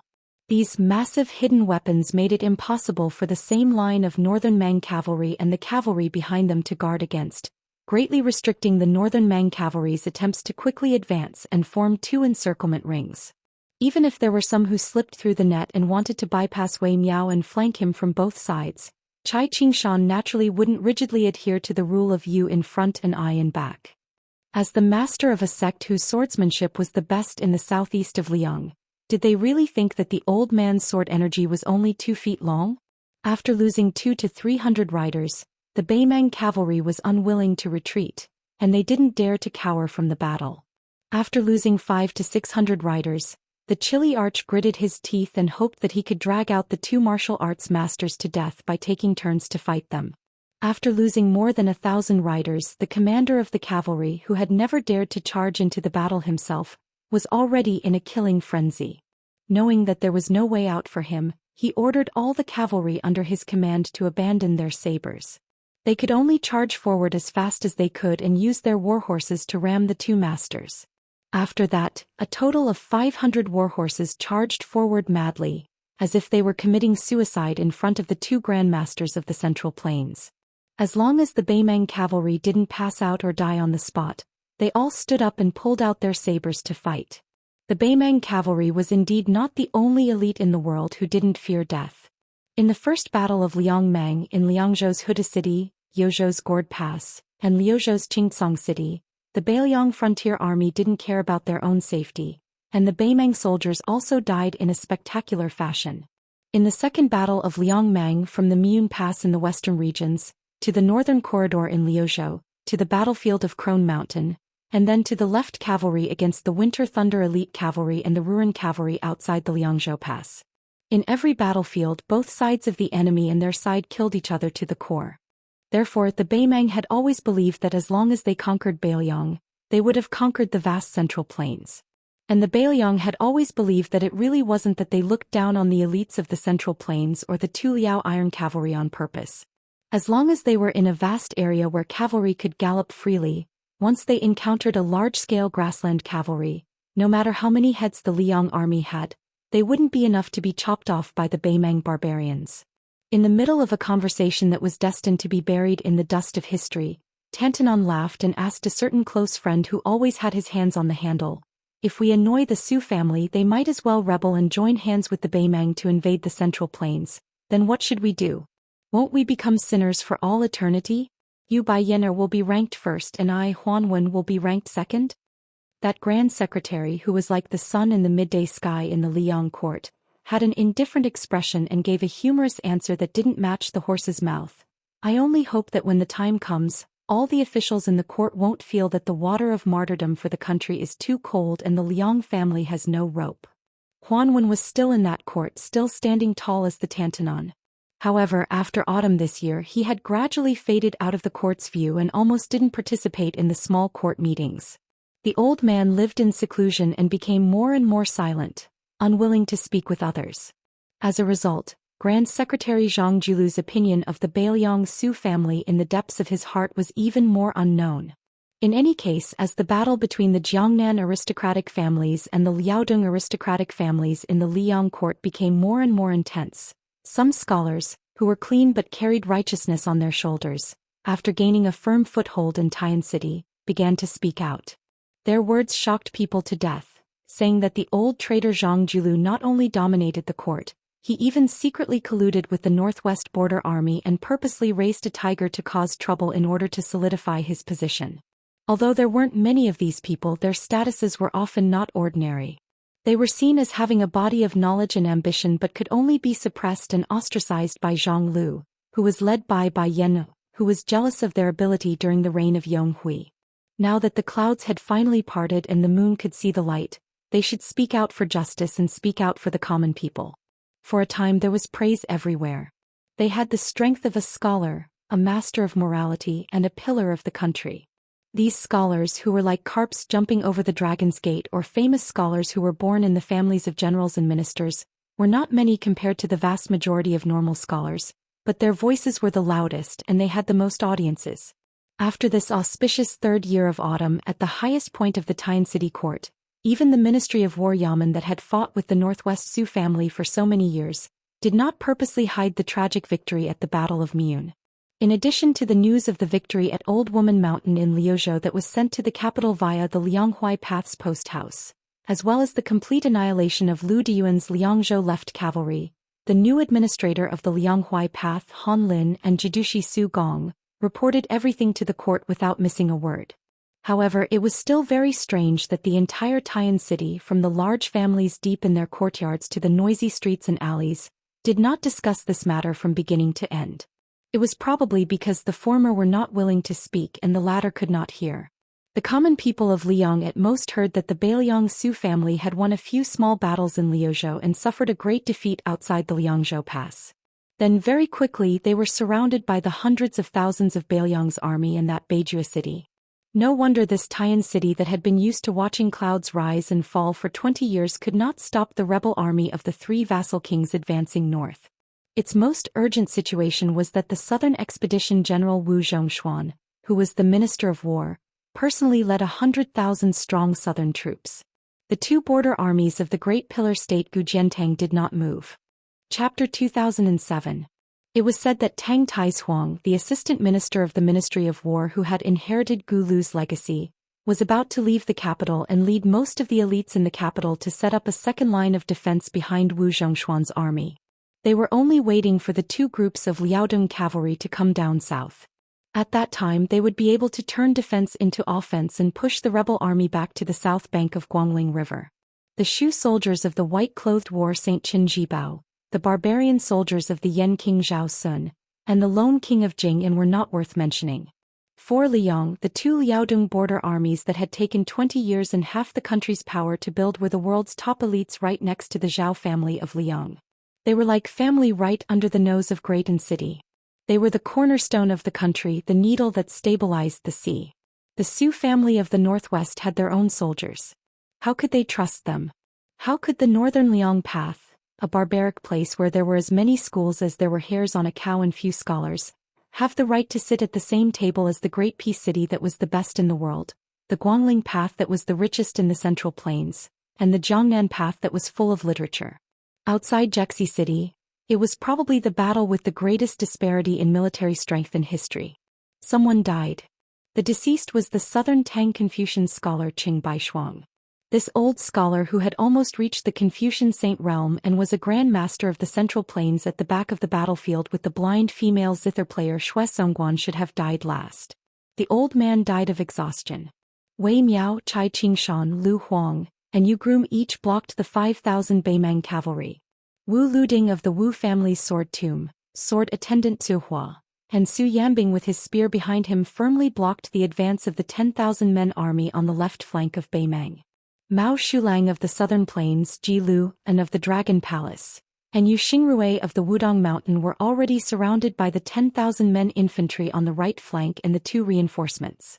Among them were almost 1,000 spiderweb warriors and Beimang Jianghu masters. In northern Mang's middle formation, the red-robed Su Ying and Luoyang, who had withdrawn from the center of the army, joined hands. Together with Sui Shigu, whose sword energy crisscrossed, providing support from the rear, they finally managed to hold back the surging tide that surged south. During this period of time, even though Luoyang had made a trip to northern Mang's crossbow base and unleashed a great slaughter, when faced with more than 2,000 catapult carts that were located in a long arc, it still seemed like the will was willing, but the strength was lacking. Moreover, if she targeted these siege weapons with just Su Ying and Sui Shigu blocking the infantrymen in the middle, as well as the cavalry army that continuously charged through the two wide corridors, it was extremely likely for the two of them to completely sink into the mud.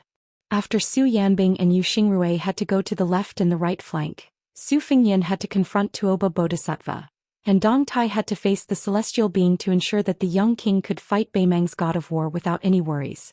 Otherwise, Tuoba Bodhisattva, who was already blessed by nature, and had the celestial being constantly fanning the flames above his head, once he successfully climbed to the peak of martial arts.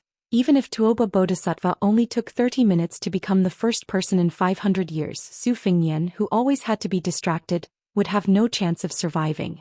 Not to mention killing Tuoba Bodhisattva. Even returning to North Resisting City alive was a luxury. In this way, Luoyang had to deal with the awkward situation of being a clever housewife who could not cook without rice. He had to be restrained. Otherwise, with her cultivation realm under the premise that Xianyuan Qingfeng had already entangled Deng Mao, Murong Baoding, and Zhong Liang did not come to stop her, it was not impossible for her to enter Beimang's army as if she was invincible.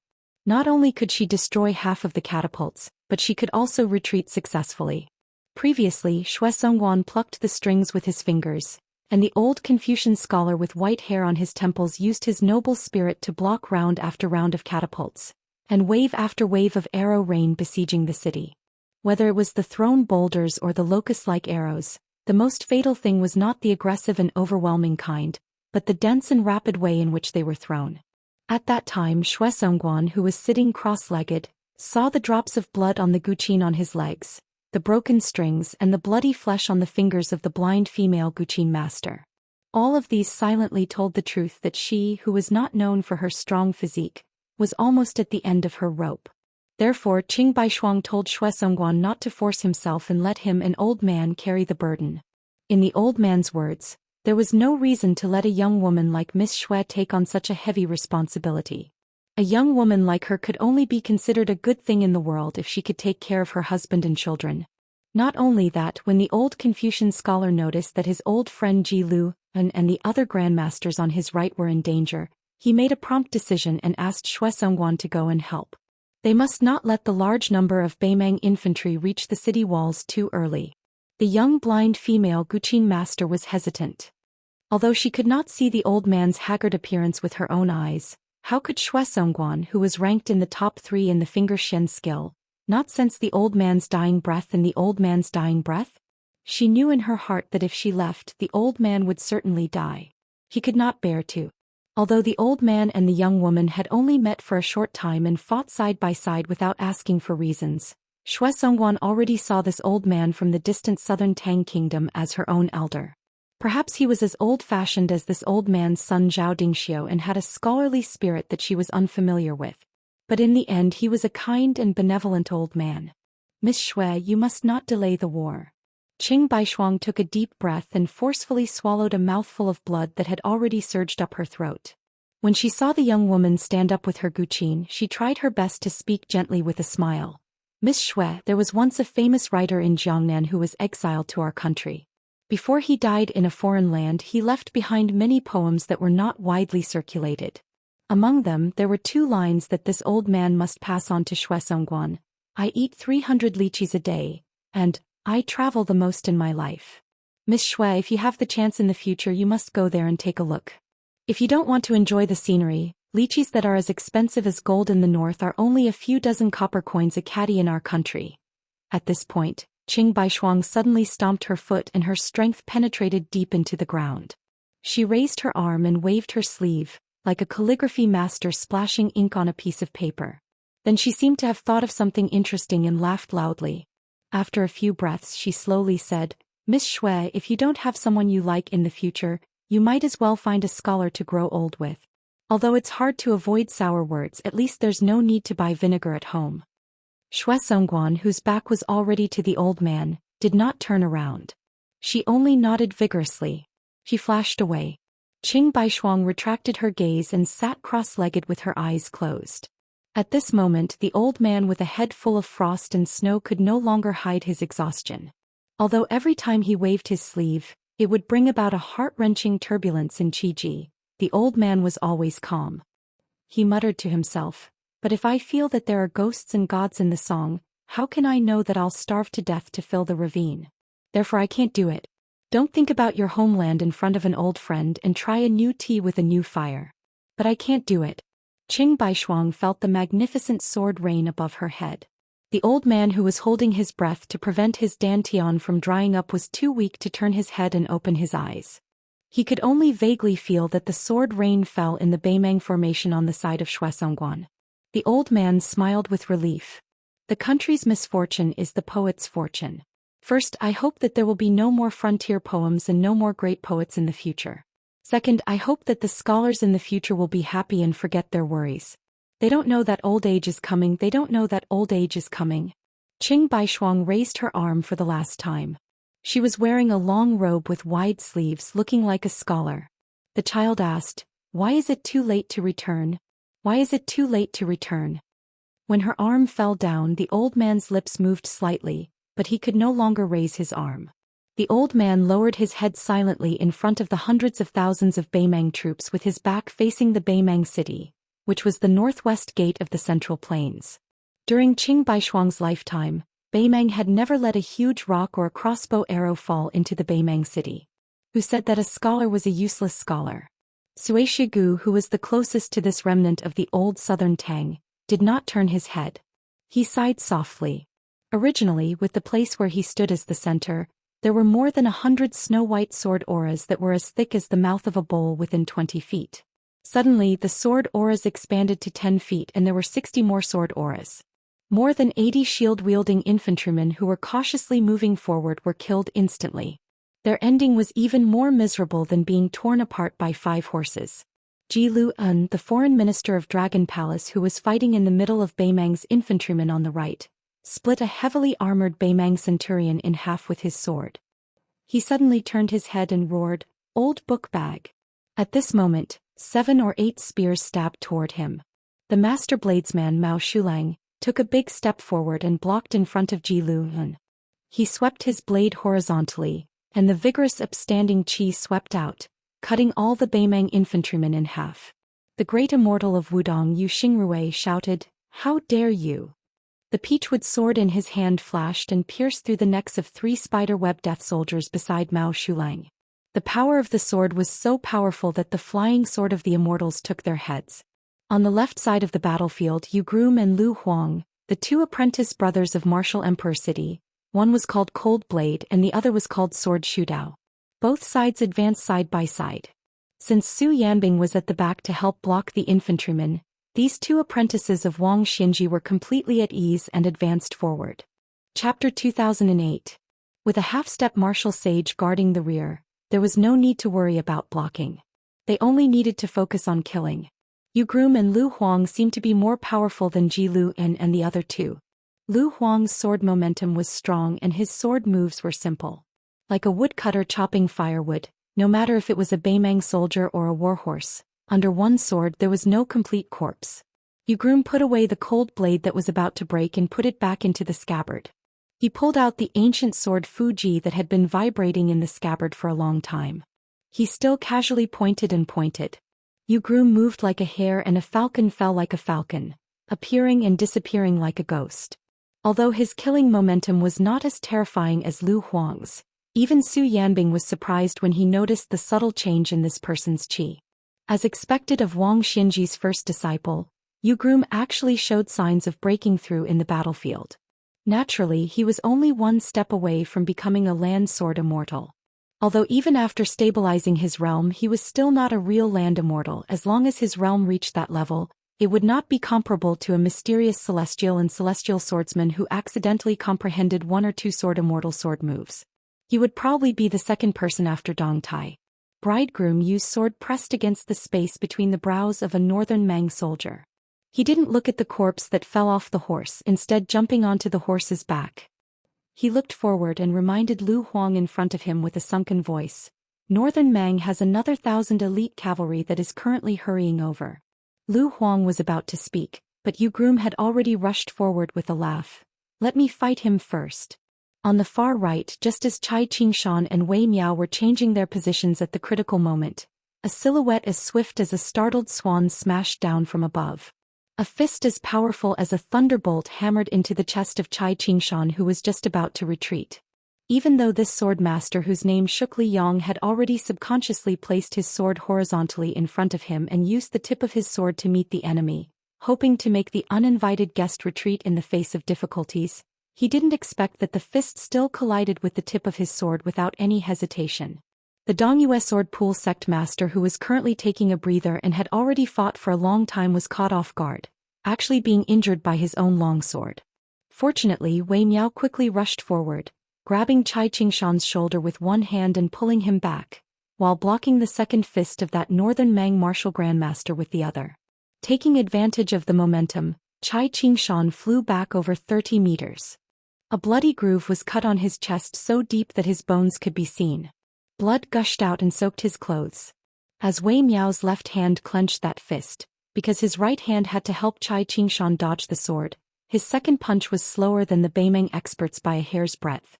However, it was precisely this hair's breadth that allowed the shrewd and treacherous assassin to gain the upper hand. Wei Miao was punched in the forehead. Wei Miao stomped his feet and only took half a step back before stopping himself. He refused to take a single step back. From this, one could see the unyielding nature of the number one expert of Nanzhao. Wei Miao exchanged blows with the newcomer. Both sides took 3 steps back. Wei Miao's fist landed on that person's chest, while his own forehead suffered another punch.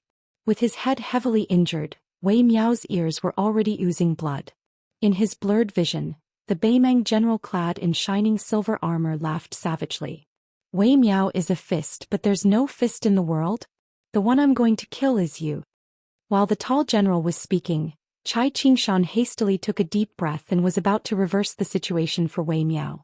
But at this moment the old man heard the blind zither player behind him shout, "Watch out above your head."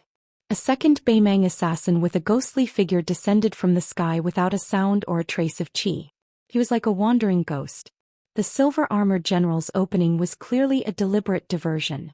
Perhaps this was the true killing move of the 2 Beimeng grandmasters after they had worked together. Chai Qingshan quickly took a step back. As Xue Songguan gave the warning, his palm brushed viciously across the zither strings. But a scene that caused the blind zither player to feel grief and indignation appeared. The assassin completely ignored the heavy wound in his chest, as if he could not feel the slightest bit of pain. The extremely slender 4-foot-long sword in his hand, without sword aura or sword light, chopped straight down between Chai Qingshan's eyebrows. Beimeng's willow, Li Fengshou's haunting spirit. On the brink of life and death, Chai Qingshan still used all his strength to deliver what might be the last strike of his life. It pierced straight for that person's heart. The master of the Dongyue sword pool only hoped that this strike would be able to pierce that person's heart. Chai Qingshan don't care if I die. It's good if I can kill one more person. Originally he should have used this chance to have Li Fengshou kill Chai Qingshan, and then have the silver-armored general use his fists to kill the unstable Wei Miao. That would have been the best situation for both sides to win. But at this moment Chai Qingshan suddenly realized that although the long sword had left a deep gash in his forehead, it only needed a little more strength to break open his head. If there was a little more strength, it would not be difficult to dismember his body. But that assassin with extremely strange swordsmanship chose to be merciful? At the same time, the silver-armored general of Beimang's Orange Province, Murong Baoding, seemed to have been immobilized by an immortal, wasting a rare opportunity to deliver a punch. Chai Qingshan's eyes widened. Even the old man, who was a seasoned sword grandmaster, felt that the scene in front of him was too absurd. The Beimang assassin in front of him was suspended in the air, his arms drooping and the willow longsword falling to the ground. A section of Willow Li Fengshou's head was grabbed by the neck by someone behind him and lifted in the air. Murong Baoding did not dare to move. He was unbelievably obedient. Even though he could clearly see that person's back. It was a purple gold robe.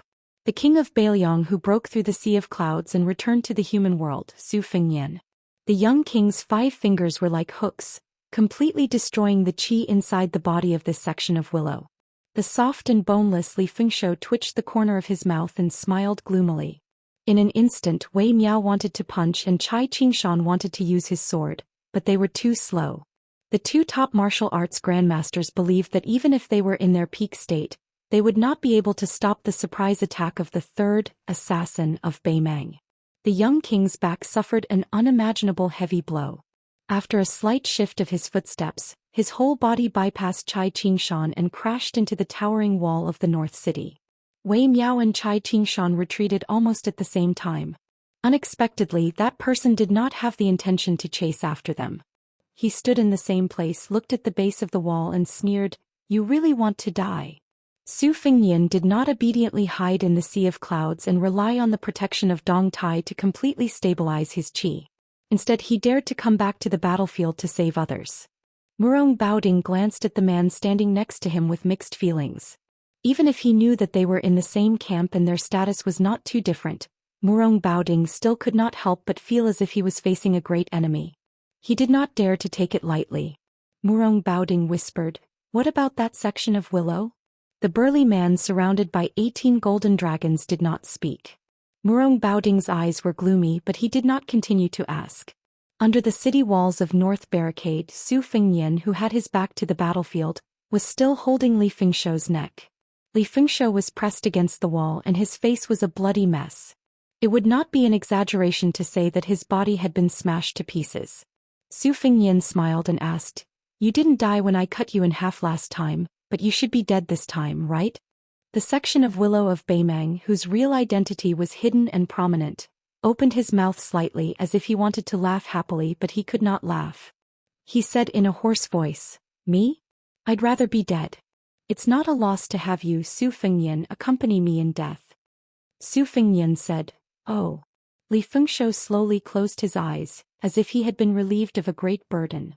He said intermittently, "Don't worry. I'm really going to die this time, but I'll tell you one last secret. I don't need Tuoba Bodhisattva to avenge me. I, Li Fengshou, can do it myself. Su Fengnian, do you believe me?" Su Fengnian twisted his neck and laughed. "Guess?" Su Fengnian threw away the corpse, turned around and looked up at the sky. He knew what Tuoba Bodhisattva was waiting for. The suppression of the heavenly Tao that Beimang had planned had 2 uses. First, it would wear down his Bailiang destiny. This was what the immortals in the heavens cared about the most. Next, it would destroy his body and add flowers to the brocade of the Beimang military god. Because he had not expected Zhao Chongling to lead many exiled immortals to land in Bailiang and add so much destiny to Bailiang, and then Dong Tai arrived with Taiya and slashed through the air, the pillar of light targeted at him had to be retracted early. As to where half of the heavenly Tao was, Su Fengnian did not know and did not care, but it definitely had something to do with this dead branch of the willow. Li Fengshou was more or less the primer. Whoever killed this illegitimate son of Li Mibi would attract the next suppression. Su Fengnian was sure that even if he did not kill Li Fengshou, this madman would stretch out his neck for him to chop. Maybe Li Fengshou had a deeper identity and was a banished immortal. In his previous life he was the ruler of a country destroyed by Su Shao, or traced back to before the Great Qin. In short, it was an old debt that could not be settled by reason for several lifetimes. Su Fengnian had long seen through it. Too much debt was not a burden, but since there was no next life he would resolve it completely in this life. Su Fengnian walked out of the shadows step by step. On and below the city walls this Liang Wang tore off the python robe. His clothes were like snow. Just like when white robes left Liangzhou. This young man who no longer wanted to be some bullshit Liang vassal king smiled brightly for no reason. Then he raised his head and said in a clear voice, Su Zhao's eldest son Su Fengnian seeks death here. Chapter 2009. Previously, the northern Mang war god, the young vassal king, the peach blossom sword deity, and the white-clothed Luo Yang had left the northern Mang army's hinterland one after another. Only Mount Huishanzi, who insisted on continuing to advance, was left to face Deng Mao and the layers upon layers of grassland cavalry alone. Deng Mao with the broken spear couldn't help but admire the courage of this Central Plains woman. She was not inferior to any man in the world. Deng Mao, who had always been a man of few words, couldn't help but ask, Xianyuan Qingfeng, why do you have to do this? Xianyuan Qingfeng had broken through the enemy's formation so far, and her killing intent was extremely heavy. Her attacks were worthy of the saying, strength like a bowstring, strike like a thunderclap. Along the way, no matter whether it was the heavily armored infantry or the elite cavalry, as long as they were touched by her, they would definitely die without a complete corpse. The reason why she could be called the twin jade annulus of Liang, together with the young feudal lord, was not only because of her extremely high realm, but also because her foundation, both her body and qi, was very solid. The qi in her body was both vigorous and long. Xianyuan Qingfeng put her hands behind her back. On the battlefield, the south wind blew, and this mistress of the great snow meadow, whose back was facing Baiming City, had her hair and skirt fluttering to the north. She was as beautiful as a goddess. Deng Mao had followed Luo Yang and Yelu Dongchuang to Mount Shulu in the Central Plains years ago, and even intercepted the convoy that was escorting Gao Shulu south to Guangling Road. He had followed the two of them around Liang, so he was not unfamiliar with the Jianghu of the Central Plains. He was a nominal guest of Yelu Dongchuang's branch of the Yelu family, which was somewhat similar to Huang Fangfua of Mount Huishan and Ji Lu, and of Dragon Palace. His status was relatively high, but it was not as simple as a vine attached to a tree. It was said that when Deng Mao was defeated in the grassland, Yelu Hongkai, who was respectfully called Old Lord by the nobles of Norland, helped him and honored him as a distinguished guest. Deng Mao was naturally grateful. If he said that he had no friendship with Luo Yang, he would be deceiving himself and others. In fact, the proud and arrogant Deng Mao respected Luo Yang very much, not only because of the affection between a man and a woman, but also because of the admiration of a kindred spirit. However, Deng Mao's ambition was to reach the peak of martial arts, so his shallow feelings for the hierarch of Mount Shulu had always been buried deep in his heart, like a jar of old wine buried underground. He did not need to take it out to drink, nor did he want to part with it. As long as he occasionally remembered it, he seemed to be able to smell the wine lingering at the tip of his nose. At this moment the two were confronting each other. In terms of cultivation level, Deng Mao was a grandmaster of Beimang from the same era as Zhong Liang and Murong Baoding. As a senior of Mount Huishan, Deng Mao was actually half a realm lower than Xianyuan Qingfeng. He was only an ordinary heavenly phenomenon cultivator, far from reaching the threshold of Earth Immortal. However, even someone as conceited as Xianyuan Qingfeng did not act rashly. She did not think that she could easily surpass this man and take the head of the crown prince of Beimang. From this, one could see her fear of Deng Mao. Of course, Xianyuan Qingfeng also had the intention of accumulating his qi to recover to his peak, so he didn't deliberately conceal it. Deng Mao's not stopping him might seem like he was underestimating his opponent, but it was actually a kind of trade-off. Xianyuan Qingfeng's qi was indeed steadily rising, but the momentum from before was slightly decreasing. Deng Mao actually did not want to see this legendary woman die prematurely. However, seeing Xianyuan Qingfeng's attitude, Deng Mao knew that it was useless to say more. Since he was able to be placed near the Tianyuan of this chessboard by Beimang's peace order, as the most important chess piece to keep the king of Bailiang in check of Su Fengnian, how could Deng Mao's trump card, which he did not have time to use against Su Fengnian, be judged by common sense? Xianyuan Qingfeng's black hair fluttered wantonly. Her heart was as calm as still water. The peach blossom sword god Dong Tai was at the highest point of the battlefield. Then she was undoubtedly at the northernmost point of the north-resisting city. Deng Mao finally laughed loudly and asked, "You really don't regret it?" Xianyuan Qingfeng's expression was indifferent. She did not say any heroic words. Xianyuan Jingqing's daughter never knew what regret was in this life. Deng Mao took a heavy step forward. Xianyuan Qingfeng, whose purple clothes were stained with blood, rushed forward almost at the same time. Both of them tacitly chose to fight in close quarters. Life and death would be decided within 10 feet. The Beimeng banner fluttered in the wind, stirring up waves of ripples and flapping noises. Beimeng's crown prince Yelu Hongkai, who was clad in golden armor, had a gloomy expression. The magnificent beam of light, which symbolized the majesty of the way of heaven, had descended from the sky and landed in the open space in front of the crown prince. Yelu Hongkai had not expected that under such terrifying suppression, the young king of Liang had not been reduced to powder and could still escape. This was tantamount to slapping the crown prince in the face.